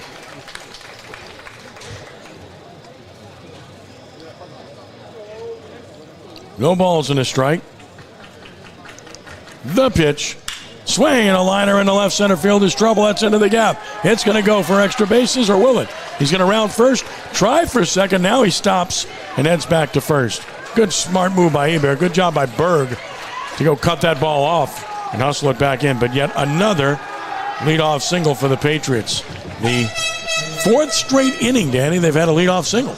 And they've done a great job of making an adjustment, hitting the ball much harder on a line. Good job of base running there by Hebert. Came flying around first base just like you teach. Came flying around, forced the defense to stop him, which they did.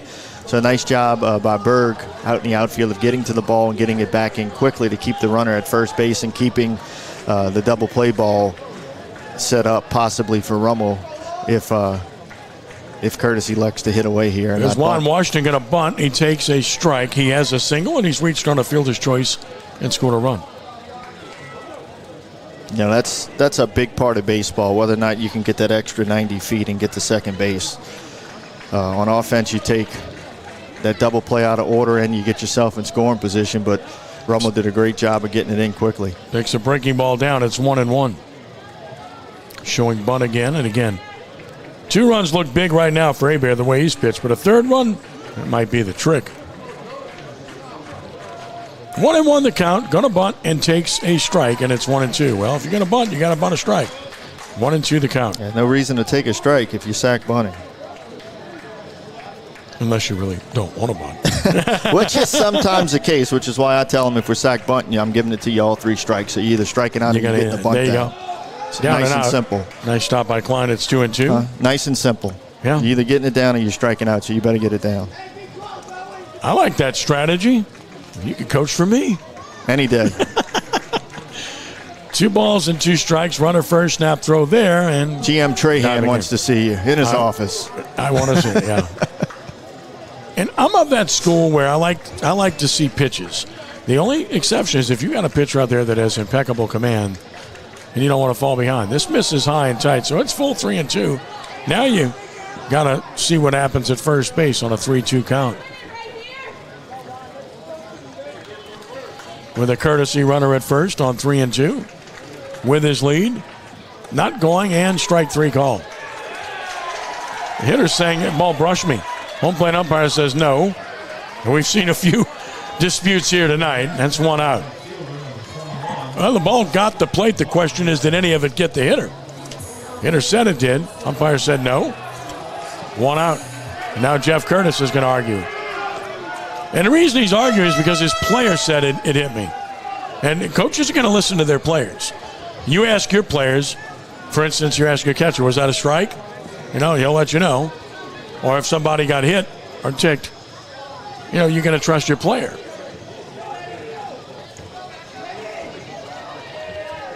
Been an interesting night behind the plate. It certainly has been. Lots of conversations between coaches and umpires, lots of conversations between umpires and umpires, but... And now we're back to the conversation about the game. Here's Colston Martinez, who's walked in, scored, and flied out, and he takes one, I guess, a ball, and it's 1-0.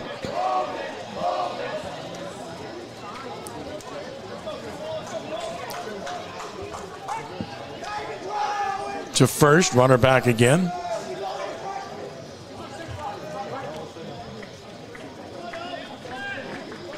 One and 0 the count. Runner with a lead from first. The pitch. That is low and away. It's 2-0. So Colston Martinez works a favorable count. Patriots now with 6 hits in the game. 2-0 the count. The pitch. And a swing and a ball hit in the air to left center pretty well. Berg on the run. He looks up, and that ball's going to be on here. A 2-run home run for Colston Martinez. The Patriots have broken it open and lead at 4-0. On a 2-0 pitch, Colston Martinez with his first home run of the season. That's a good time for it to come. Top of the 6th of a playoff game. If you're going to hit your first one, that's when you want to hit it. Goes from 2 to 4 quick. It's a big difference. Oh, a 2-0 count, and he hammered it. Just over the JC sign in left center field, appropriately. And now Luke Martinez bats. He's been on twice with a single, and he reached on that error back in the 4th that opened up a 2-run inning. Patriots got their insurance here. Yeah, and it's going to be tough on Rummel, who only has 1 hit so far in the game, and that was a ground ball single through the left side by Kennedy. Just 1 hit, so it doesn't project well.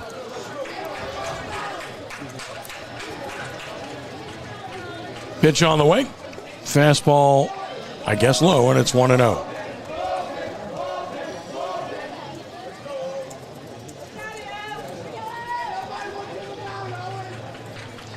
Pitch is swing and a miss. It's 1-1.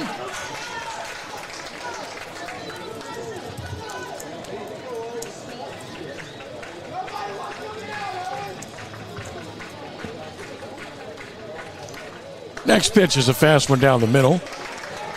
And the count now is 1-2.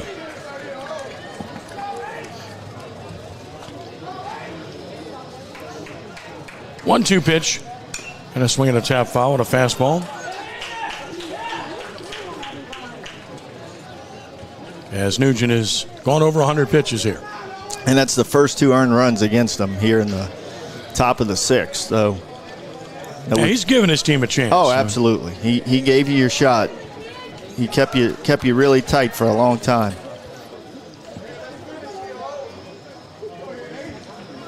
Holding it 1-2.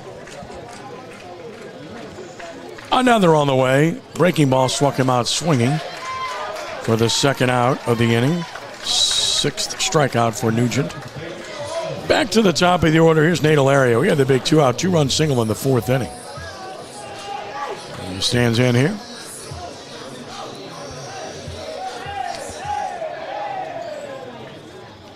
First one on the way. Fastball away, 1-0.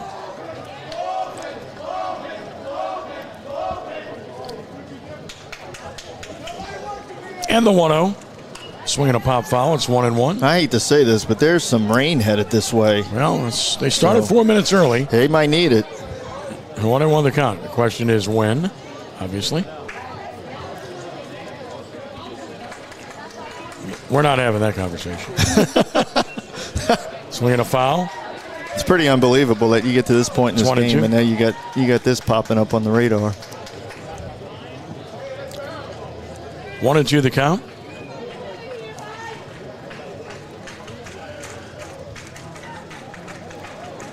Time call.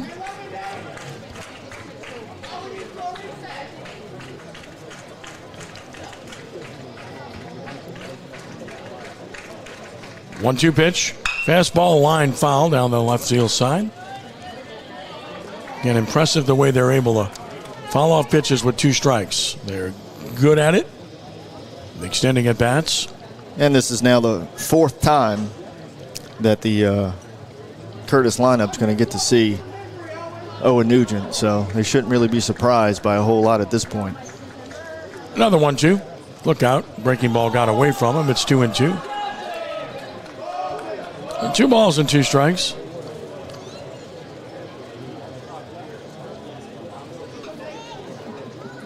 The 2-2. Swinging a fly ball, foul out of play left side. Car alert. As it holds at 2-2.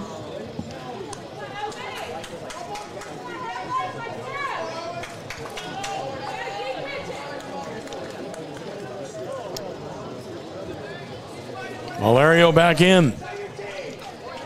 And another 2-2 pitch on the way, and he pulled that one into the dirt, and it's full 3-2.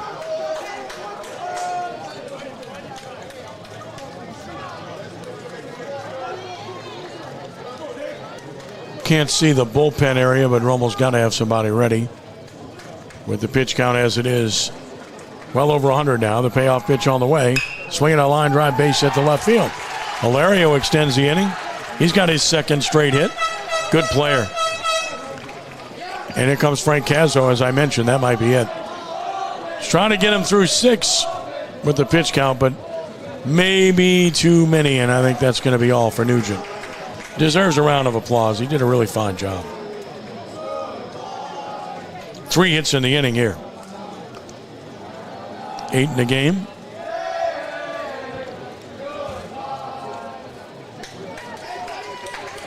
Nugent gets a round of applause as he departs.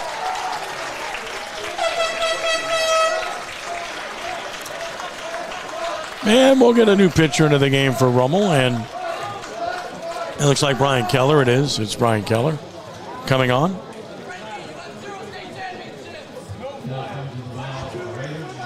So Keller taking over here. Nugent goes 5 2/3, 8 hits, 4 runs, 2 earned. Still responsible for a base runner. As Mishu will be coming to the plate, but he'll be facing a new pitcher in Brian Keller, who takes over.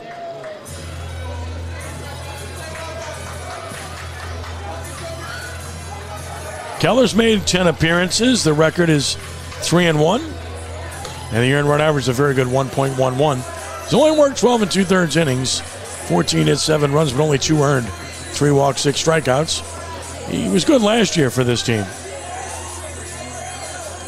Holy Cross now leads St. Paul's 5-0, going to the bottom of the 3rd inning at Tiger Park, trying to put that series away in 2 games.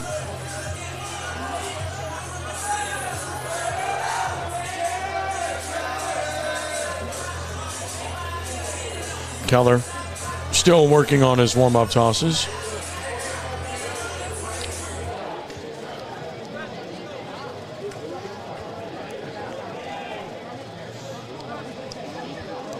Frank Cazzo with instructions now heads back to the dugout.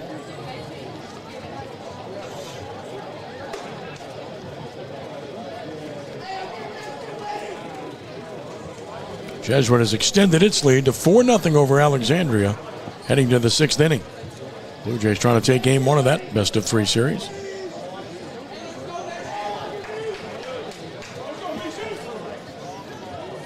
So a lefty-lefty matchup here. St. Charles Catholic whipped Leesville today, 10-0 in 5 innings. Behind Bryce Wagasback. Andrew LeBlanc, 3 for 3 with a home run, a double, and 4 RBI in that game.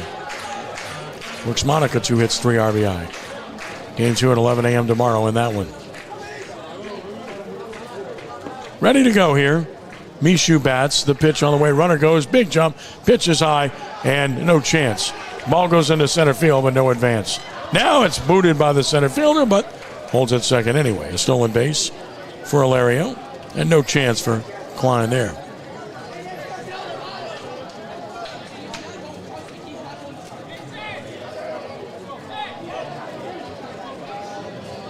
A ball and no strikes on Mishu.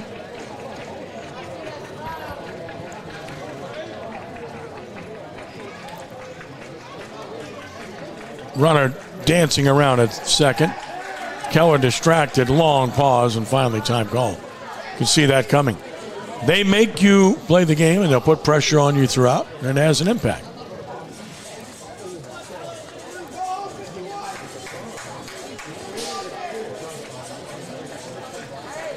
Sign given. Keller high stretch position. Runner goes. Big jump again. No chance. Got hit by the pitch, so the runner's going to have to go back to second. But, I mean, there is no way you're going to stop this running game with that approach. I mean, you're giving them a big lead and slow to the plate. That's a very bad combination, isn't it? Yeah, it is. You gotta change things up, step off, reset. You know, maybe throw a token throw over there, here and there, just to keep them honest. I mean, those guys, they're going to get way out there and they're going to run in your face if you're not paying attention to them. Sorry. Indeed. So runner now, first and second, as a result of the hit batter. And the batter is Xavier Brown, who has a base hit in 3 trips. Runner dances off second again, not going this time. Brown takes a fast strike. It's 0-1.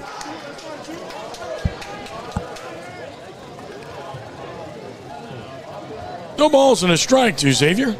Struck out in the first, flew out the center in the third, singled in the fifth. From the stretch, Longer look, big lead at second. Second baseman out, geez, that way, and the time called by the hitter. I mean, if you're Rummel, you've got to have somebody at least make a move toward the bag, Danny. They haven't done that. Like I said, make a throw, inside move, make a throw, step off. You know, do something.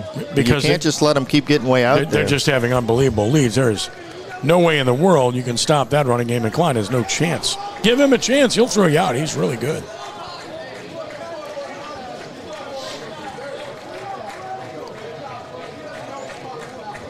Runners lead. The pitch and a ground ball to third. The play will be at third for the force play. So the inning comes to a close, but the Patriots get the insurance they were looking for as they score twice in the inning, do it on 3 hits, no errors, and strand 2. And in the game have now left a total of 8. Bottom of the 6th, Patriots in control 4-0 over the Raiders. And I say in control, I mean when we have an injured player. What happened there? Didn't see what happened. I'm not sure what happened, Danny.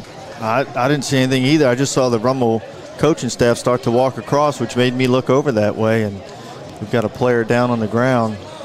I mean, I think that's Mirage who made the play and went to the bag. It didn't look like it was anything serious, but boy, you don't like to see that.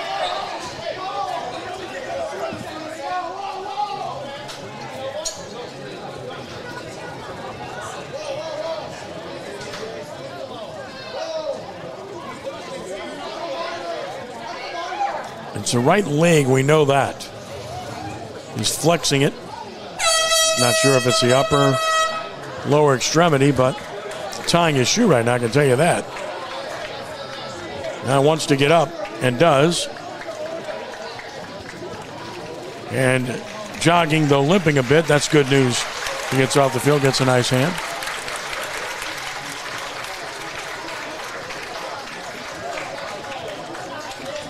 So on to the bottom of the 6th we go. Raiders down to their last 6 outs of the season.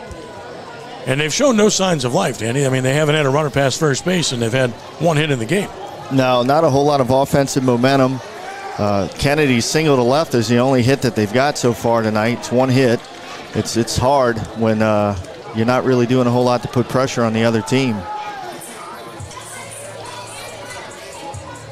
Hebert back to the mound, and he's been in total command. 1 hit allowed.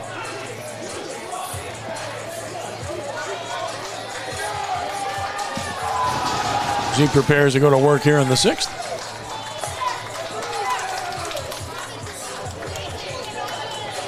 He's only had 62 pitches in 5 innings. And that's pretty much what we've talked about. He's not only gotten ahead in the count, but the opponents have swung at pitchers early in the count so often, just haven't gotten very deep into the count. Even though he's walked 3, and a lot of first pitch, second pitch, third pitch outs.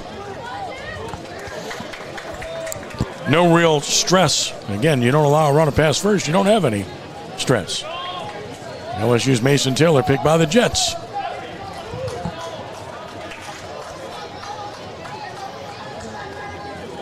Here's Joe Mirage, so apparently he's okay, right? Yeah, it looks that way. It was good to see him jog off the field. I didn't see what happened, but he went down, and fortunately he's good. He's flying to center, flying to right. Hebert's first pitch, breaking ball, and he swung at the first pitch. Grounds it for a base hit.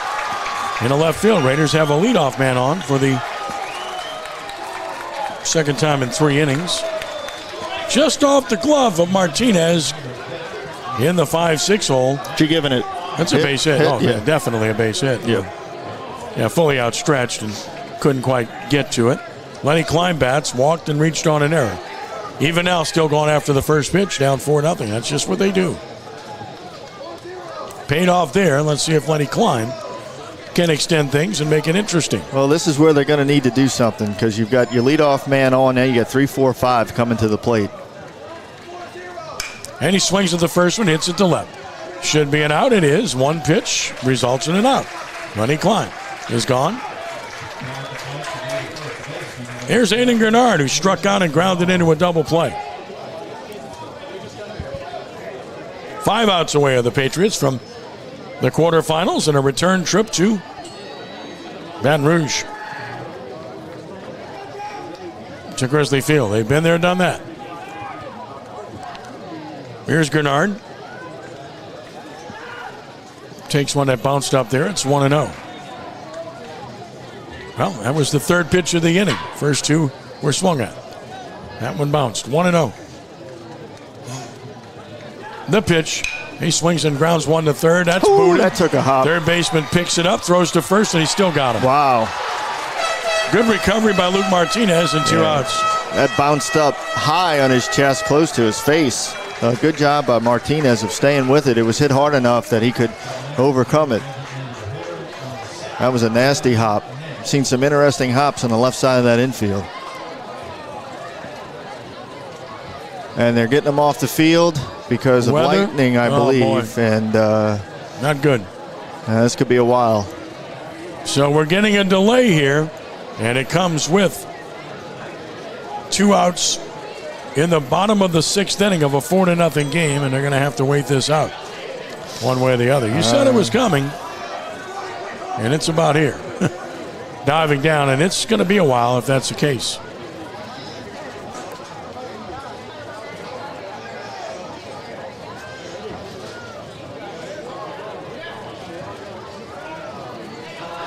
So we're going to have a delay here, and we'll just monitor this to see. If they've got any kind of tarps, they better get them out quick, because if not, I don't know if a natural surface field would still be playable. I don't think they'll be. It's going to be a while if it happens, and it's pretty serious. And again, without a field tarp or cover on a grass field, it's not going to hold it well. And the question is, how long is it going to last? How bad is it going to be?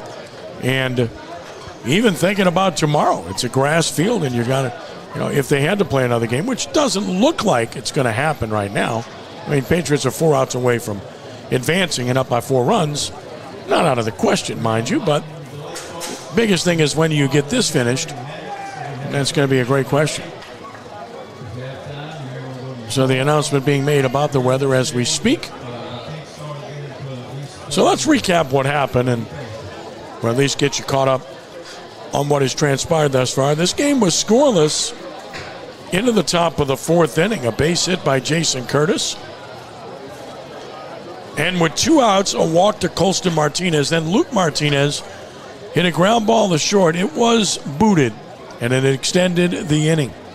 And that loaded the bases, and Nate Hilario took full advantage as he singled home 2 runs to give the Patriots a 2-0 lead. It stayed that way until the 6th inning. And in the 6th, the leadoff single by Bryce Hebert. A strikeout followed. And a 2-run homer by Colston Martinez to left his first of the season gave the Patriots the current 4-0 lead. And they play with 2 outs in the bottom of the 6th inning. Rummel with a runner at first, and Gavin Nix was the due hitter when play was stopped. And a lot of credit to Luke Martinez. He stayed with that ground ball just now. It was hit Took hard. a nasty hop, too, right at the end.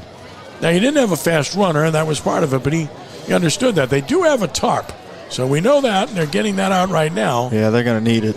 So they're going to try to do what they can as quickly as possible. It's not raining here yet, but it's all about LHSA rules, and if you have any lightning in the area, thunder, within a 7-mile radius, you got a problem.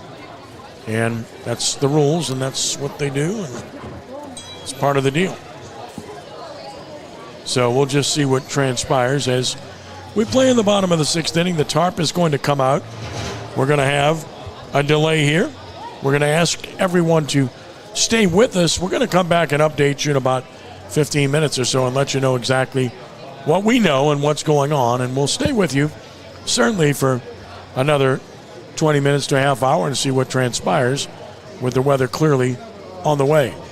And fans looking for respite from the weather that's forthcoming. So again, we are in the bottom of the 6th. The runner first 2 outs, and it's 4-0 John Curtis on top in this one. Ken Trahan with Danny Ream as we march on. And we are here and ready to get this tarp on the field. So, Danny, just a quick thought or two before we stop for the time being. We're going to keep the video up, but we're going to stop the talking part other than getting some thoughts from you about what we've seen thus far here this evening. Yeah, well, we saw both teams open up, lifting a lot of balls up into the air, a lot of flyouts early in the game.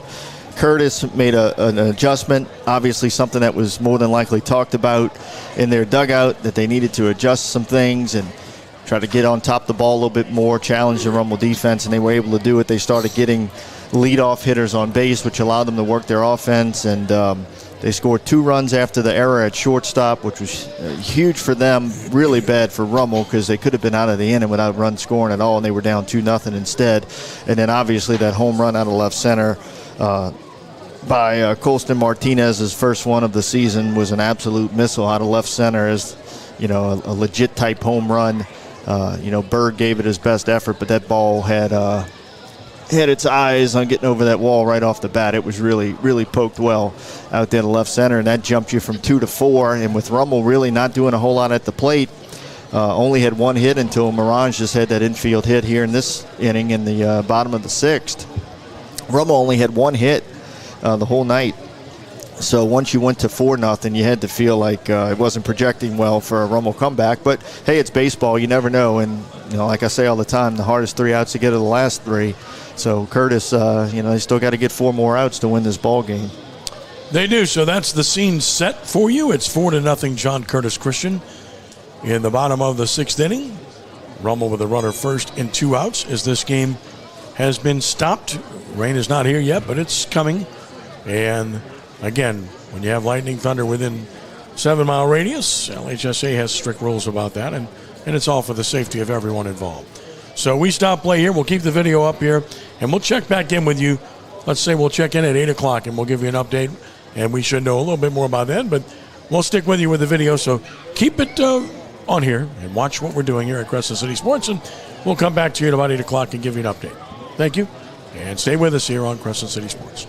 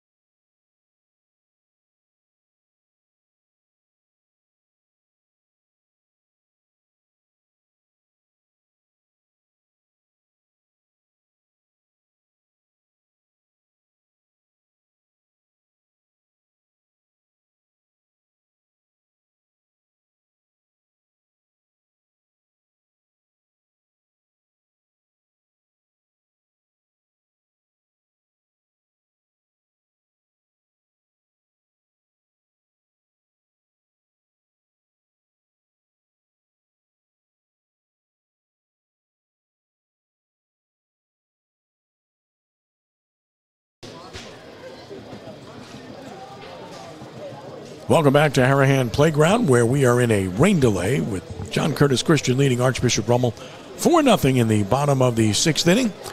Rummel with the runner on base with 2 outs here in the inning, runner at second base with Gavin Nix, the due hitter. But we're in a rain delay. It has not rained here yet. we think it's coming, but the problem is lightning in the area. We haven't seen it or heard it, but it's in the area, and if it's within a 7-mile radius, you've got to wait. We know it's raining in other parts of the metro area, but ironically, it hasn't rained here yet. And the tarp has been on the field for a while. We've been delayed for about almost 20 minutes, and yet we haven't seen anything yet that's arrived. We expect that to be the case. We're told that the weather probably won't be out of here until around 9 o'clock or so, and thus they would not be able to resume this game until after 9 o'clock. That's what we're told at this point. We are in a holding pattern, in a waiting pattern, and we are obviously just sitting here seeing what transpires. Danny, obviously it's a difficult situation for everybody. On the one side, you're Curtis, and you're 4 outs away from wrapping this thing up. You would love to have gotten this over with. On the other side, it's Rummel, and you got one of 2 ways to approach it. It's just a painstaking, lingering, slow death, or maybe it rejuvenates you and you say, okay, we got a fresh new start. Let's go out and do something about this, right? Yeah, it could be interesting because if this is going to be that long of a delay based on how long Hebert had pitched, I doubt he goes back out there, which means that the rain delay, lightning delay, whatever you want to call it right now, forces Curtis into their bullpen. So it's going to be interesting to see who Jeff Curtis decides to close the game with. They still got to get 4 more outs, and sometimes those last 3 can be tricky. So baseball is a funny game. It's never over till it's over, and when a team is fighting for their existence in the playoffs, you should get their best shot in that final inning of play from them. So like I said, you never know what can happen, but the Curtis bullpen, somebody probably other than Hebert is going to have to shut this one down. Well, you bring up the most compelling point, which is Hebert probably can't return after an extended delay. If you have a 30-minute delay or something like that, there's always a possibility you can bring a pitcher back, but that's likely not going to happen after this. So now they're only 4 outs away from being able to move on to the next round, so there's that. And we haven't really seen any signs of life by and large from Rummel. They've got a runner, to second base for the first time in the game now? So there's that. They got a base hit from Orange and lined out to left, and then hit a hard ground ball to third that could have reached, but Martinez made a good play to stay with it and get the out at first. So first signs of life, so to speak, in this game. And Hebert, of course, was in a great position pitch-wise because he'd only thrown 4 pitches in this inning. 66 in the game in the 6th inning, which is incredibly low. They have not made him work at all in this game. He was in great shape to finish the deal up and go a complete game. But I think this delay, if it's going to be as long as they just said it would be, potentially not restarting until after 9 o'clock, I don't think you send it back out there. I don't think it would be smart to send it back out there. I also feel like Jeff Curtis probably believes he's got guys that can get him 4 more outs and just go in that direction. But once a guy's been throwing for hours like Hebert has been, you really can't send. There's significant lightning. There's the first lightning we've seen. You really can't send him back out there. I don't think that's probably even being discussed. It's going to be more of a discussion of who's the next guy. Yeah, and the same thing applies to Rummel. They had brought Brian Keller in, and he concluded the last inning for the Raiders. And again, with an extended delay, it's not likely that he would return either to pitch in this game. So, and there's still another inning to fill, at the very least, where the Rummel pitching is concerned. So again, John Curtis scored 2 runs in the 4th on a 2-run single by Nate Alario with 2 outs. And the Patriots had a 2 insurance run in the 6th on a 2-run homer by Colston Martinez to make it a 4-0 game with the Patriots on top as we sit in this weather delay in the bottom of the 6th inning. Rummel, the home team in Game 2, so they were at the plate as mentioned, and will be up there when play is able to resume. So we'll see if, in fact, that is the case. We certainly hope it resumes tonight. We're told that maybe in the 9 o'clock hour that can happen. So I don't think any earlier than that based on what we've been told.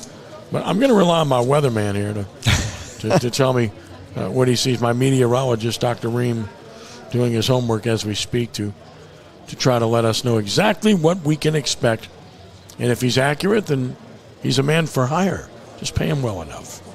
Well, it was headed south. It looked like a big blob of rain from the South Shore all the way up towards the Hammond area, headed south. But as it approaches New Orleans, it looks like Kenner's getting some of it, but it's kind of starting to break apart. I don't know if we're going to get a ton of rain at this point. If we do, it's probably going to be on the light side. So I think the issue right now is just where the lightning is.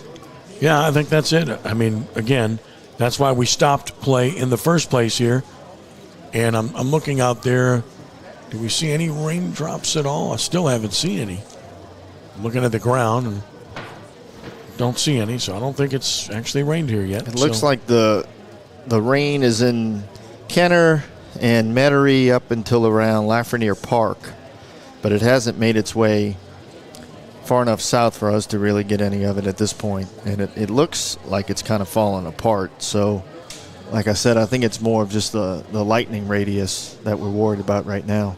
So it doesn't really like Harahan right now, staying away. But we're still here, and we're waiting, and we shall see what transpires. Again, we're in the bottom of the 6th inning, and this game is a 4-0 lead for John Curtis Christian in Game 2 of this select Division I regional round series, with the Patriots up 1 game to none and 4 outs away from advancing to the quarterfinals, where they'd play the Catholic Bears, the defending state champion, and a team that's knocked Curtis out most recently. So, again, this is something we are just waiting to see what transpires with. We don't know the answers. We just look at the forecast. We just look at the radar and just try to conclude the most plausible situation imaginable. Right now, that is that we sit and wait, rather than saying, okay, you can't play here tonight. I think there's a chance they will play here again tonight. They'd love to be able to complete it. We just saw some more light in the sky there, so it's definitely on the horizon. So we will shut it down for the moment. We'll keep the video up and running at CrescentCitySports.com, and we'll check back in with you probably at around 8:30, unless something happens prior to then. So we'll do that soon. Stay tuned here on CrescentCitySports.com.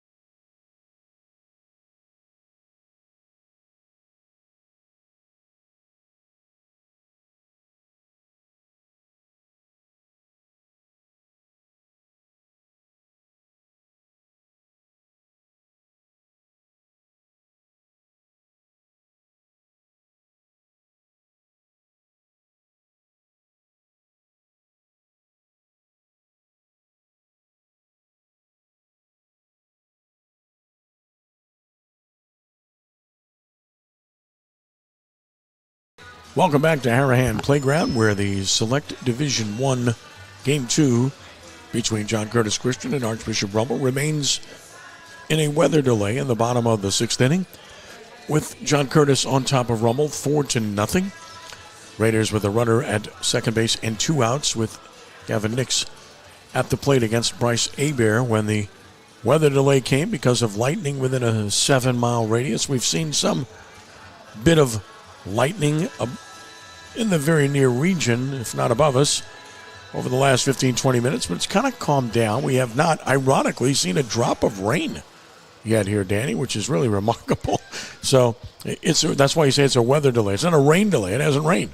It's a weather delay. The good news is they have a tarp. They covered the field quickly before any rain would show up, which it did not. And now we're just sitting here in the holding pattern. They do intend to try to finish this game tonight. And that is something they really want to do, all parties involved. Don't want to have to come back. You got out-of-town umpires, even though Baton Rouge, it's still another night in the same town or having to drive back and forth. And then, of course, the teams would like to get it over with one way or the other. Either Rummel coming back with a dramatic come-from-behind win, or John Curtis winning the series and being able to advance on the same day, which its next opponent, Catholic High, would. So that's pretty much where we are right now, Danny. And interesting, we talked to Jeff Curtis during the break, and he's telling me, man, Bryce Hebert, I want to give up the ball, right? So that tells you a little bit about that young man's competitive nature, right? Yeah, it's going to be, I guess he's just going to kind of see how long it goes and how he feels, and maybe let him go toss a little bit. And if he gives him the thumbs up, I guess he's going to let him keep this great performance alive and go back out there. Yeah, really good competitor. He's been pitching for this team, playing for this team for the last 3 years that we've seen, and has done a really good job. And again, credit to the Patriots. They were able to work counts and were able to get the big 2-out hit in the 4th inning, took advantage of a mistake to jump on top, and then they got the big insurance they needed in the 6th inning. I mean, 2 might be all they need, but when you get 2 more in the 6th, that really changed things dramatically and make the mountain a very, very high, steep climb for Rummel. Yeah, it's going to be tough. We haven't seen a ton of offense out of the Raiders so far, but you never know in baseball. Crazier things have happened. It's only at 4 right now, so you get a ball to bounce the right way, an error here or there. You get some guys on base. The pressure kicks up on the other team, and a clutch hit. Crazier things have happened. I mean, 4 isn't 7 or 8. It's definitely manageable. But yeah, a lot would have to go right at this point. Well, you have to give a lot of credit to what Bryce Hebert has done in this game, and a lot of credit to the way John Curtis has handled this game and the way they've played it. Most notably, in this 2-game series, the thing that stands out to me is John Curtis has allowed 1 run on 6 hits in, virtually 13 innings now. So you're not going to lose when that happens. I mean, that's pretty special. No, that's outstanding, and with metal bats, that's pretty impressive to be able to limit an offense that is littered with college signees to just 6 hits and 1 run. Certainly impressive, and again, we're in that weather delay as we sit here at about 8:33 p.m. And it's 4-0 John Curtis Christian over Archbishop Rummel. We're going to check back in with you. If nothing happens prior to 9 o'clock, we'll check in then. We're told that there's a good chance this game could resume in the 9 o'clock hour. So we shall stick it out and see what transpires and get back to you. And once more, we'll check in at about 9 o'clock unless something transpires prior to then. So keep your video on. If you have it on, watch it right now. Tell your friends. We're not done. We're going to stick it out for you and be able to bring it to you when we do resume play. 4-0 John Curtis, bottom of the 6th. Stay with us. We'll be back in just a bit here on CrescentCitySports.com.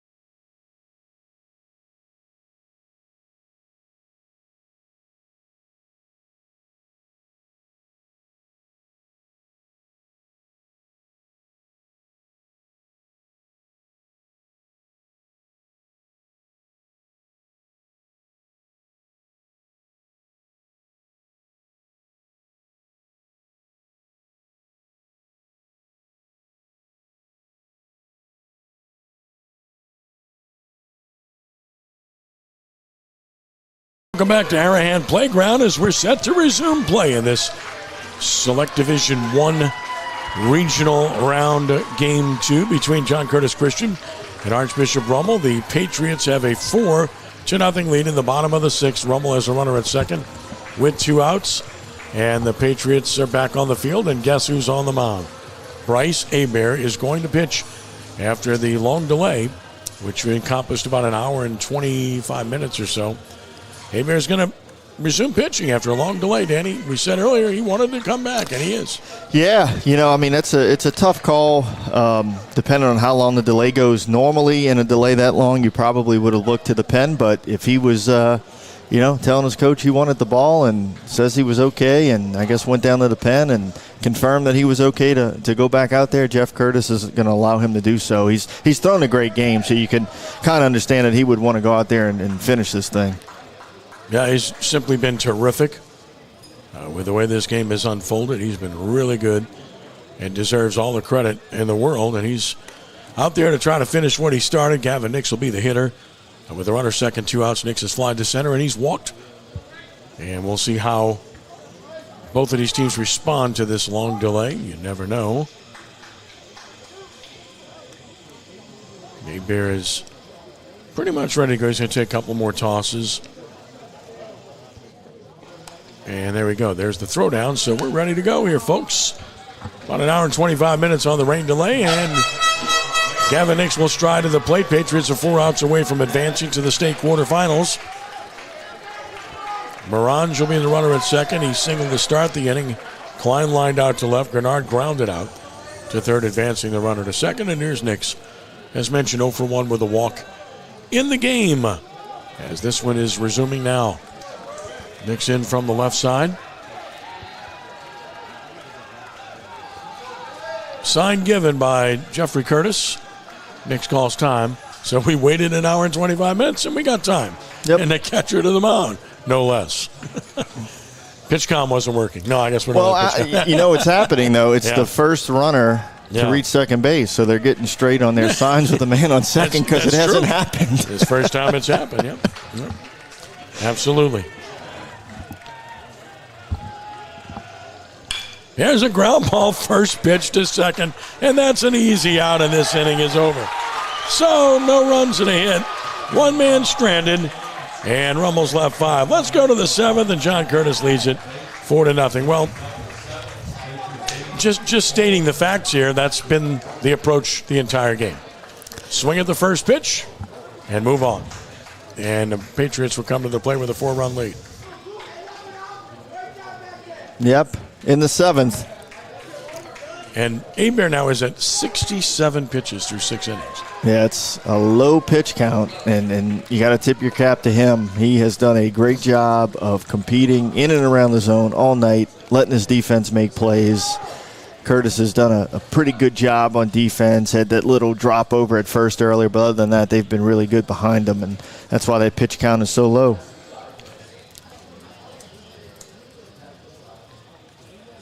So it is going to be Brian Keller returning to the mound for Rummel. He was out there to get the final out in the 6th inning for the Raiders, and he'll pitch into the 7th inning. Quite a few of these fans stuck around. It's pretty cool with all the waiting that took place. And Keller will be facing Jeffrey Curtis, Jason Curtis, and Bryce Hebert here in the 7th inning. As mentioned, they have resumed at Tiger Park, where Holy Cross is up on St. Paul's 5-0 in the 4th inning. Jesuit defeated Alexandria 4-0. St. Thomas More defeated St. Augustine 6-1.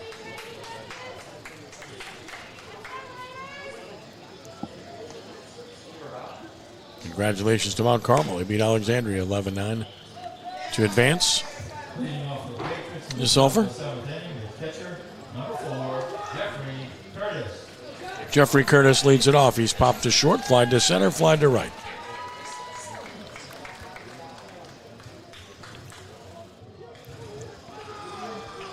I would have liked to have seen Nix get into the count a little bit there. I mean, you got a guy running back out there after an hour and a half delay. But we move on to the 7th. And here's Jeffrey Curtis. And there's a fastball away, ball one.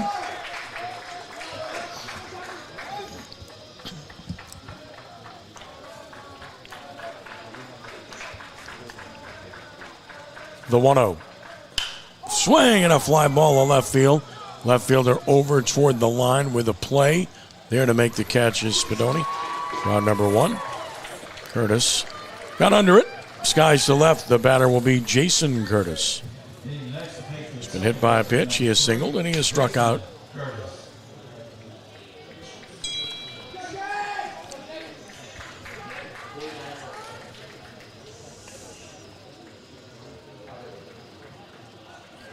Here's Jason. And the pitch is a strike. High strike of the letters, 0-1.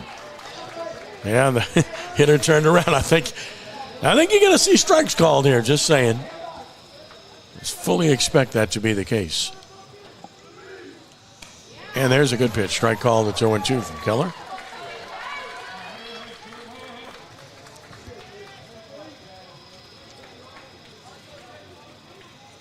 No balls and 2 strikes.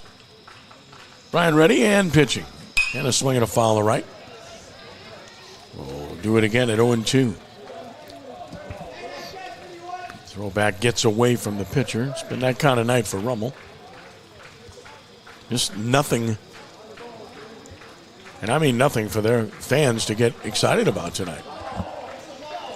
No, the best thing of the night was, in my opinion, was Owen Nugent's start as a sophomore in a game like this. I thought he did a great job and kept it very tight for a long time. Should have been a 0-0 ball game until that 2-run homer by Martinez. Competed well. Pitch from Keller, and he struck him out looking. So out number 2.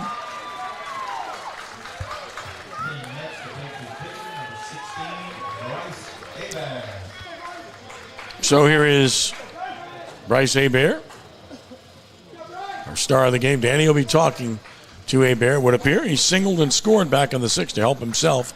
It's 1 for 3 at the plate. And the pitch to Bryce. Breaking ball, strike called, 0-1. Lefty-lefty matchup.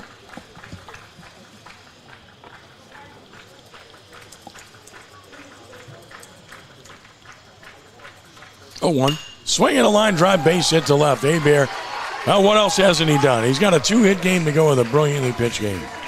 So Hebert is on with a 2-out single here in the 7th inning for the Patriots. 9th inning of the game for John Curtis. And he'll get a runner at first base. Paul Dufresne will run it for him again.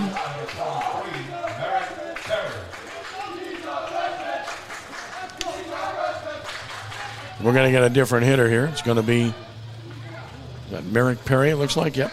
He's going to hit for Washington. Merrick Perry. And that's a strike call to Perry. It's 0-1. So Perry gets the at-bat here.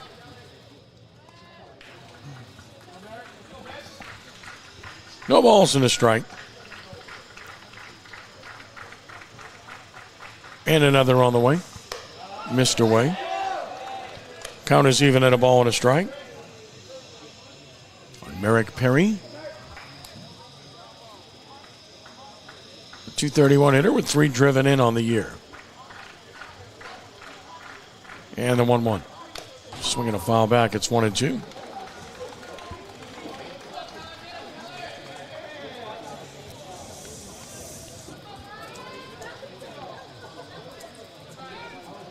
Ball and 2 strikes. Amazingly, we never saw a drop of rain here during the rain delay. It was all about the thunder and lightning in the vicinity. 1-2 the count. And another.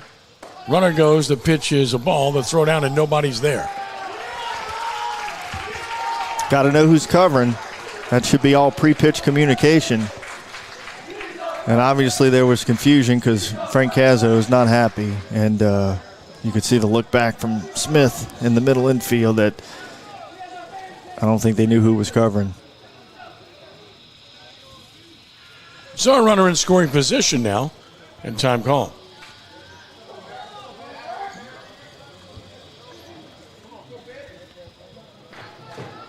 Merrick Perry back in with a chance to add to the lead.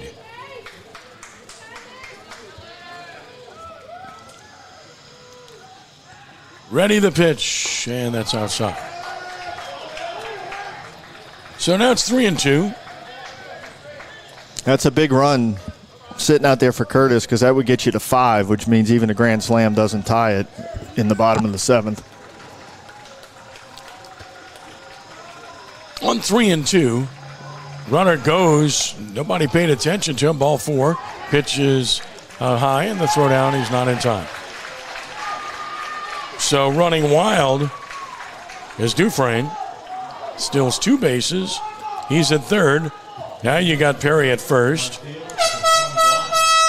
And here's Colston Martinez with the big 2-run homer in the 6th inning. He's also walked and scored, flat out.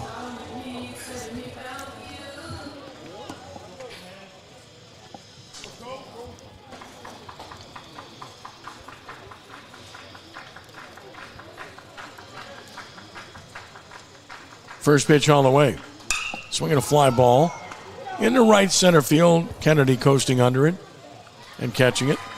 So in the inning, no runs and a hit and 2 men stranded. The Patriots have left 10 in the game, but we go to the bottom of the 7th. Last chance for the Raiders, and John Curtis 3 outs away from advancing with a 4-0 lead over Rummel.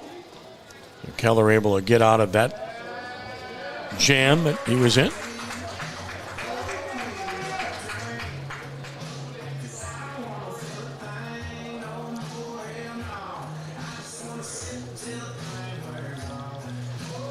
And the Raiders will send up Berg, Kennedy, and Spadoni against Hebert, who's only thrown 67 pitches. In 6 innings, he's walked 3 and struck out 2. As he takes to the mound to try to close this one out.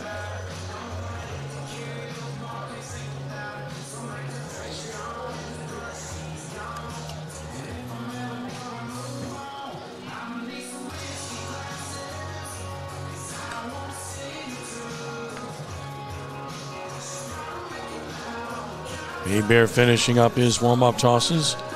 Again, the winner moves on to Baton Rouge to play Catholic High next weekend.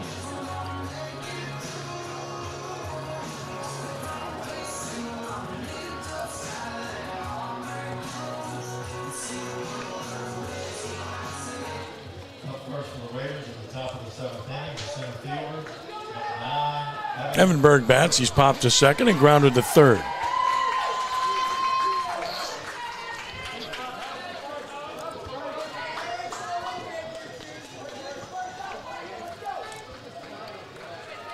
And we'll get Danny down to talk to Hebert and winning coach Jeff Curtis here in a moment. First pitch is on the way. And it's a breaking ball strike to Berg. He gets ahead 0-1.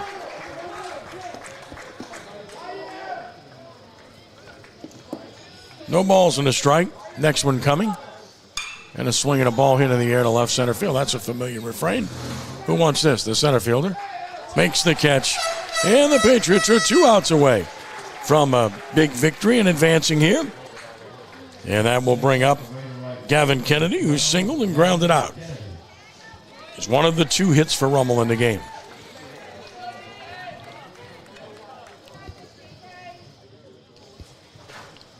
In from the left side, first pitch is on the way.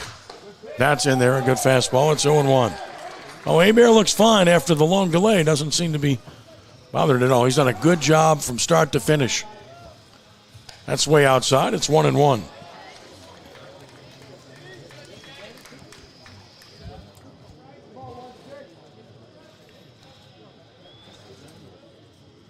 Next pitch missing away. It's 2 balls and a strike.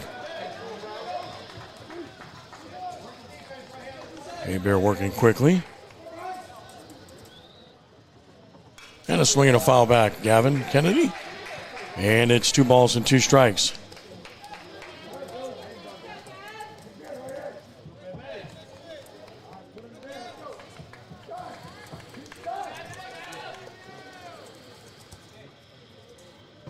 Two.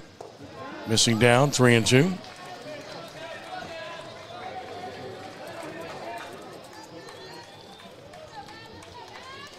Two balls and 2 strikes here at 3-2 count, rather, ball 4. So Kennedy draws a walk. He's competed well. He's on for the second time. And here's Peyton Spadoni, who is flying to right and grounded to second.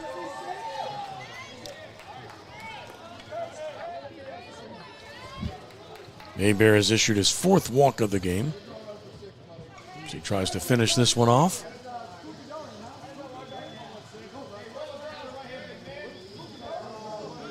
First pitch on the way.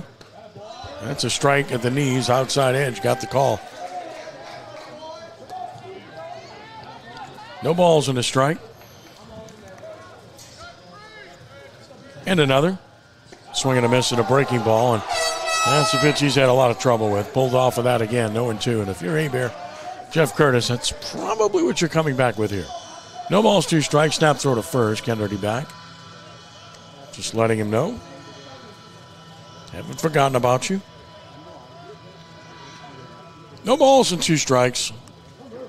Spadoni waits and takes strike 3, so 2 gone, and the Patriots are 1 out away from putting this one away and advancing, and it's Brant Fry to the plate.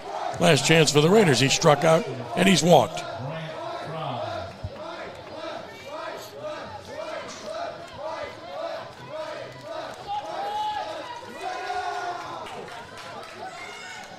First pitch on the way. Fry takes it down 1-0.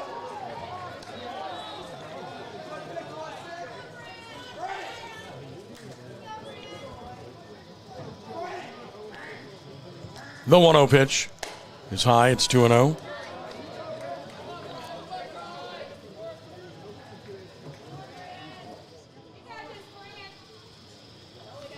Now the catcher to the mound.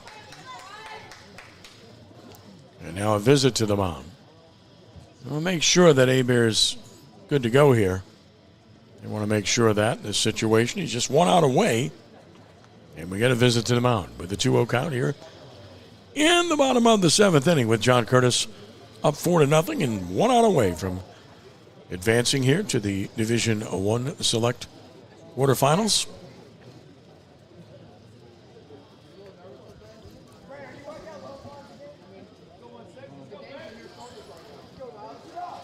Visit is done.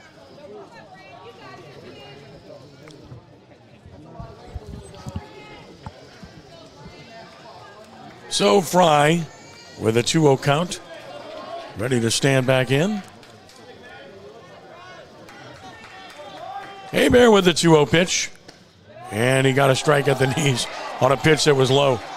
That was not a strike. And it's 2-1. And Fry knew it. I think so did most everyone else. That's a strike, and now the Patriots are a strike away from advancing. So it's 2 balls and 2 strikes. And the 2-2 pitch from Hebert on the way, and he swings and fouls it to stay alive. So it holds at 2-2. We're at the 3-hour and 50-minute mark since we started this game. At 5:56. Here it comes. And a swing and a little looper and fly ball on the left, and it's going to be caught by the shortstop.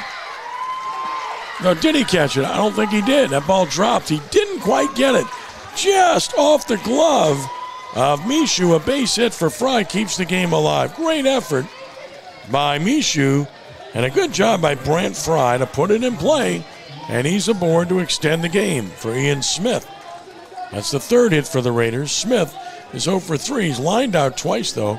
Once to left, once to right, and he's flying to left. He's made good contact to no avail. Stretch Hebert. Pitch on the way. Breaking ball missed away, 1-0. 5th batter to face Hebert this inning. That's the most he's faced in any inning in this game. On 1-0. Here's the next one on the way. And he took it high. It's 2-0. 2 balls and no strikes. From the stretch, Hebert with the 2-0 pitch. Right down the middle, it's 2-1. Taking all the way, Smith. Now we'll go into swing mode on 2 balls and a strike. From the stretch to the plate. Right down the middle, and the Patriots for the second time are a strike away from advancing. It's 2 balls, 2 strikes, 2 on, 2 outs.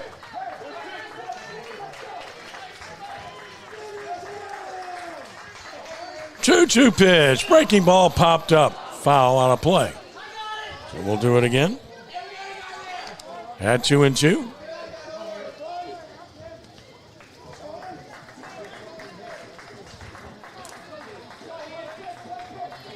Kennedy second, Fry at first, 2-2 the count. Hebert is stretching. Hebert is pitching. It's way outside, so now it's full 3-2, which means the runners will be off with the pitch. Kennedy second and Fry first. 3 balls, 2 strikes.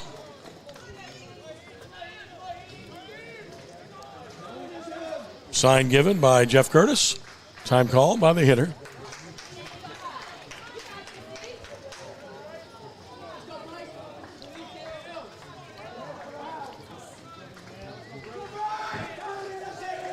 Ready once more. The runners will take off. There they go. Payoff pitch is a foul.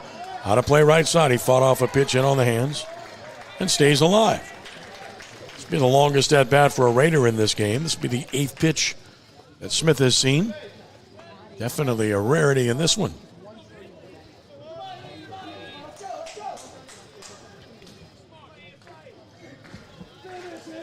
From the belt, Hebert to the plate, and it's ball 4. And the bases are loaded with 2 outs, and Joel Mirage represents the tying run at the plate. He has singled in 3 trips. He's fly to center and fly to right, and that's going to be all for Hebert. So he gets a tremendous round of applause. Couldn't quite finish it. Ran out of gas here in the 7th. 6 2/3 innings for Hebert. 3 hits allowed, no runs to this point. Pitch to contact. He didn't have a lot of strikeouts, just 2 of those, and walked 5 and stands to win.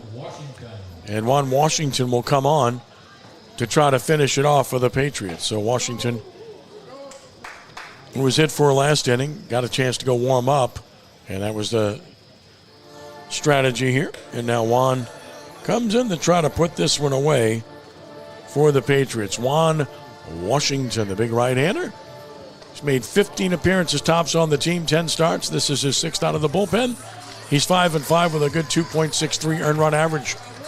And in 34 2/3 innings, Juan's only given up 19 hits, 26 runs, 13 earned, 29 walks, a large total, 31 strikeouts, and he's hit 9 batters. So it's all about command for Juan Washington. If he's on his game, he's tough. Control is the thing to watch for. And Mirage is the new hitter. They go to the bottom of the 4th. Holy Cross now 7-0 over St. Paul's. Looking good to close that one out.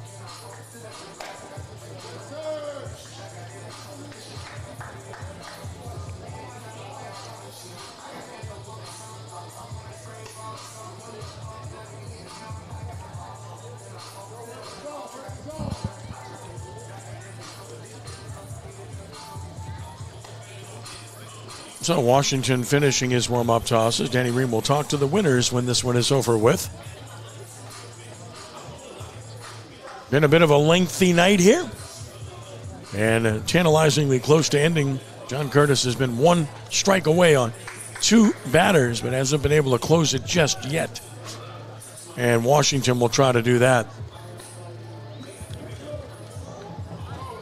Hebert did a fantastic job here.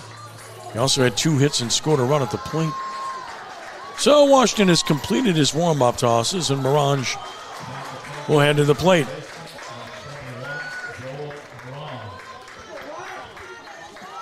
Rummel's thinking here is you'd love to extend it and get to Klein, who's their leading home run and RBI man, who's on deck. Mirage has that task to try to accomplish that here with 2 outs in the 7th inning. And another visit to the mound. This is Jeffrey Curtis going to talk to Washington to make sure they're on the same page.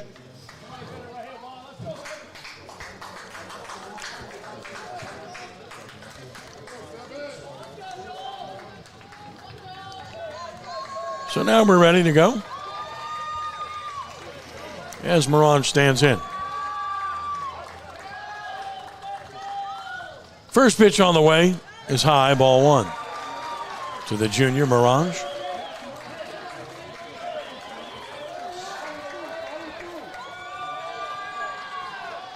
Here's the 1-0 pitch. That is high, and it's 2-0.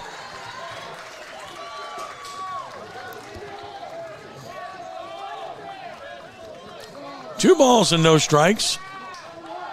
And the next pitch from Washington. That is a popper for a strike call. It is 2-1. Ronge taking all the way. So 2 balls and a strike. Bases loaded, 2 outs. Next pitch on the way from Hebert.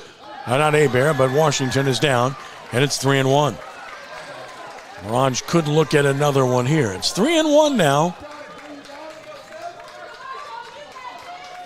Washington from the full windup. Kicks and he fires. And that's ball 4 and a run is home. And it's a 4-1 ball game. Ronge gets the RBI. Everyone else moves up as Kennedy crosses the plate. Fry to third. Smith to second. Ronge to first. And here's the most dangerous hitter for Rummel. Lenny Klein, the Delgado signee, leading home run hitter on the team. Leader in RBIs as well. It's a guy Rummel wants up there. Run is charged to Hebert. And now Klein, who has damage on his mind. Washington from the windup now says, give me the signs again. He stepped off. Now gets what he wants. And the first pitch on the way to Lenny Klein. Breaking ball missed away, 1-0.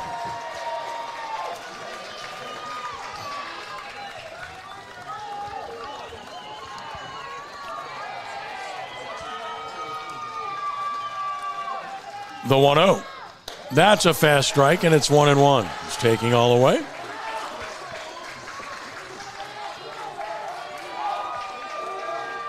A ball and a strike. Washington has the sign. He's ready, and the pitch to Klein. Breaking ball missed down and out. It's 2-1.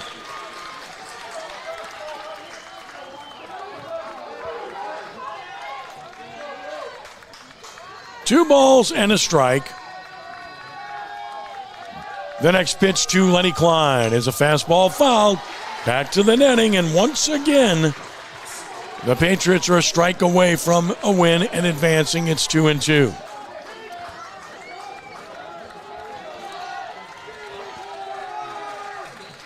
Two balls, 2 strikes. Time call by Klein.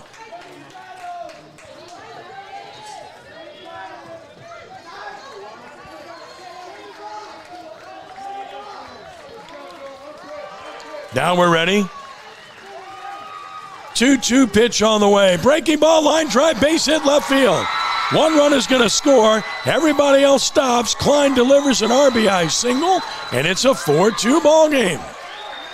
Lenny Klein drives in his 34th run of the year. Raiders have cut the lead in half here in the 7th. Fry scoring. Smith to third. Mirage to second. Aiden Gernard to the plate. Gennard is struck out, grounded into a double play, and grounded to third. Mendieta will run for Klein at first, and that's important because he's the potential go-ahead run, and he's got speed. And now it's on Aiden Gennard. He's driven in 21 on the year. Delgado signing. Washington has the sign, and his first pitch on the way, right down the middle with a breaking ball. It's 0-1. That's a big pitch to get ahead. He's been falling behind every hitter, but he gets ahead here. And here's the 0-1 pitch to Aiden. Breaking ball strike. So quickly, 2 breaking balls, and he's 0-2. And once again, for the 4th time, the Patriots are a strike away. No balls, 2 strikes. Washington ready the pitch, and it's ball 1 outside. Showed him a fastball off the plate. Got to believe he comes back with a breaking ball now. 1-2 the count. Gernard asking for time.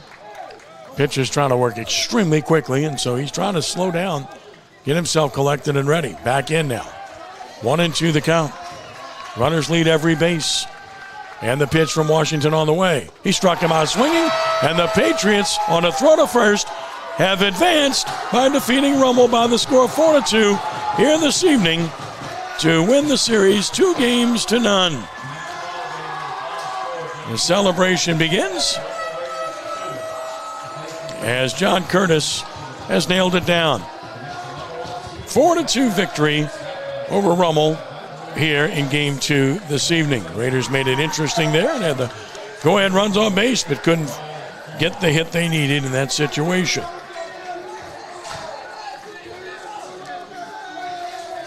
So teams will exchange handshakes, and then we'll get to our star of the game and our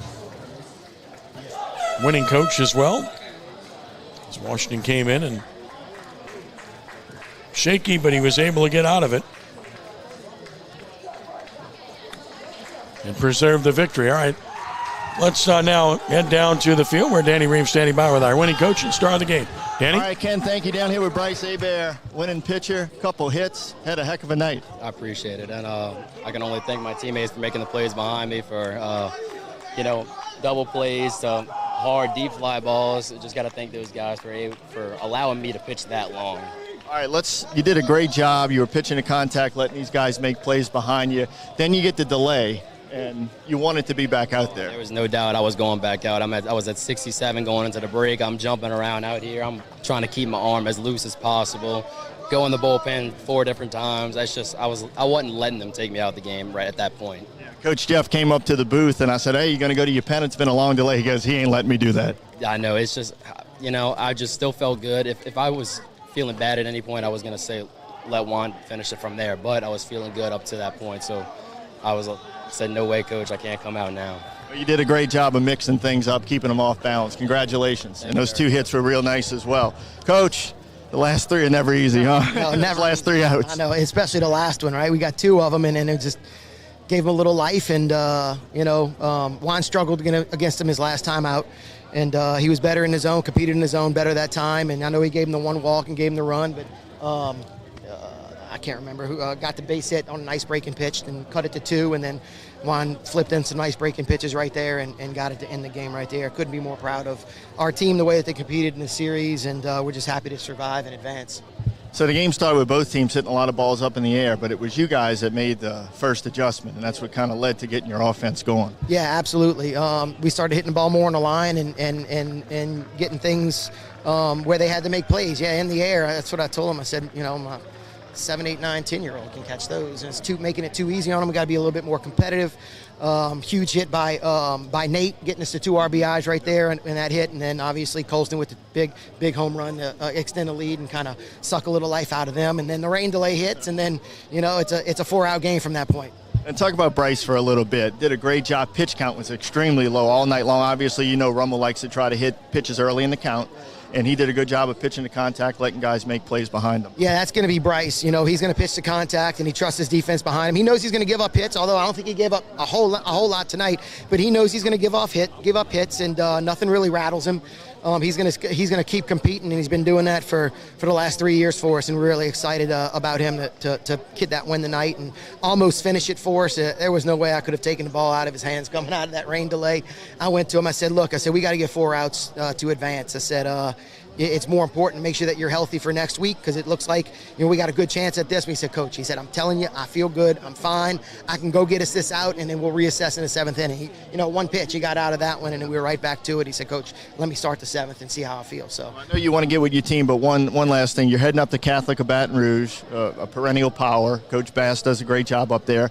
Tell us about the challenge. Yeah, they're the gold standard, man. In our division, obviously. State champs last year, semifinalists year before. State champs beat us year before. I believe the last 3 years they've eliminated us in the 2 out of 3 series up there a couple years ago, and then in the state championship 3 years before that, and then last year in the state championship. So we're just going to go up there. We're going to compete as hard as we can, and we're hopefully give ourselves a shot to advance to the next round. Best of luck. Appreciate it. Congratulations. All right, Ken, back up to you. All right, thanks, Danny. Thanks to Jeff. Thanks to Bryce as well. As John Curtis defeats Rummel 4-2. The totals of the game: 4 runs, 9 hits, 1 error, and 10 men left for John Curtis. It's 2 runs, 4 hits, 2 errors, 8 men left for Rummel. The winning pitcher is Bryce Hebert.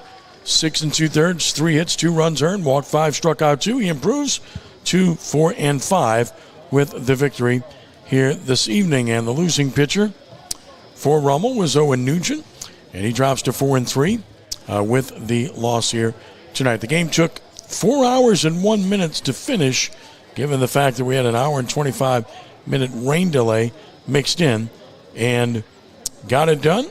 And as a result, the victory tastes sweet for John Curtis as they defeat the Raiders by the score of 4-2 here this evening.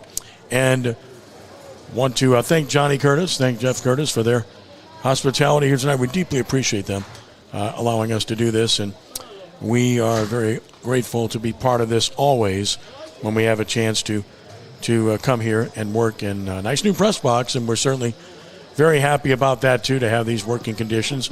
Waited a while to get it done, but this one finally concluded, and it got a bit interesting there at the end.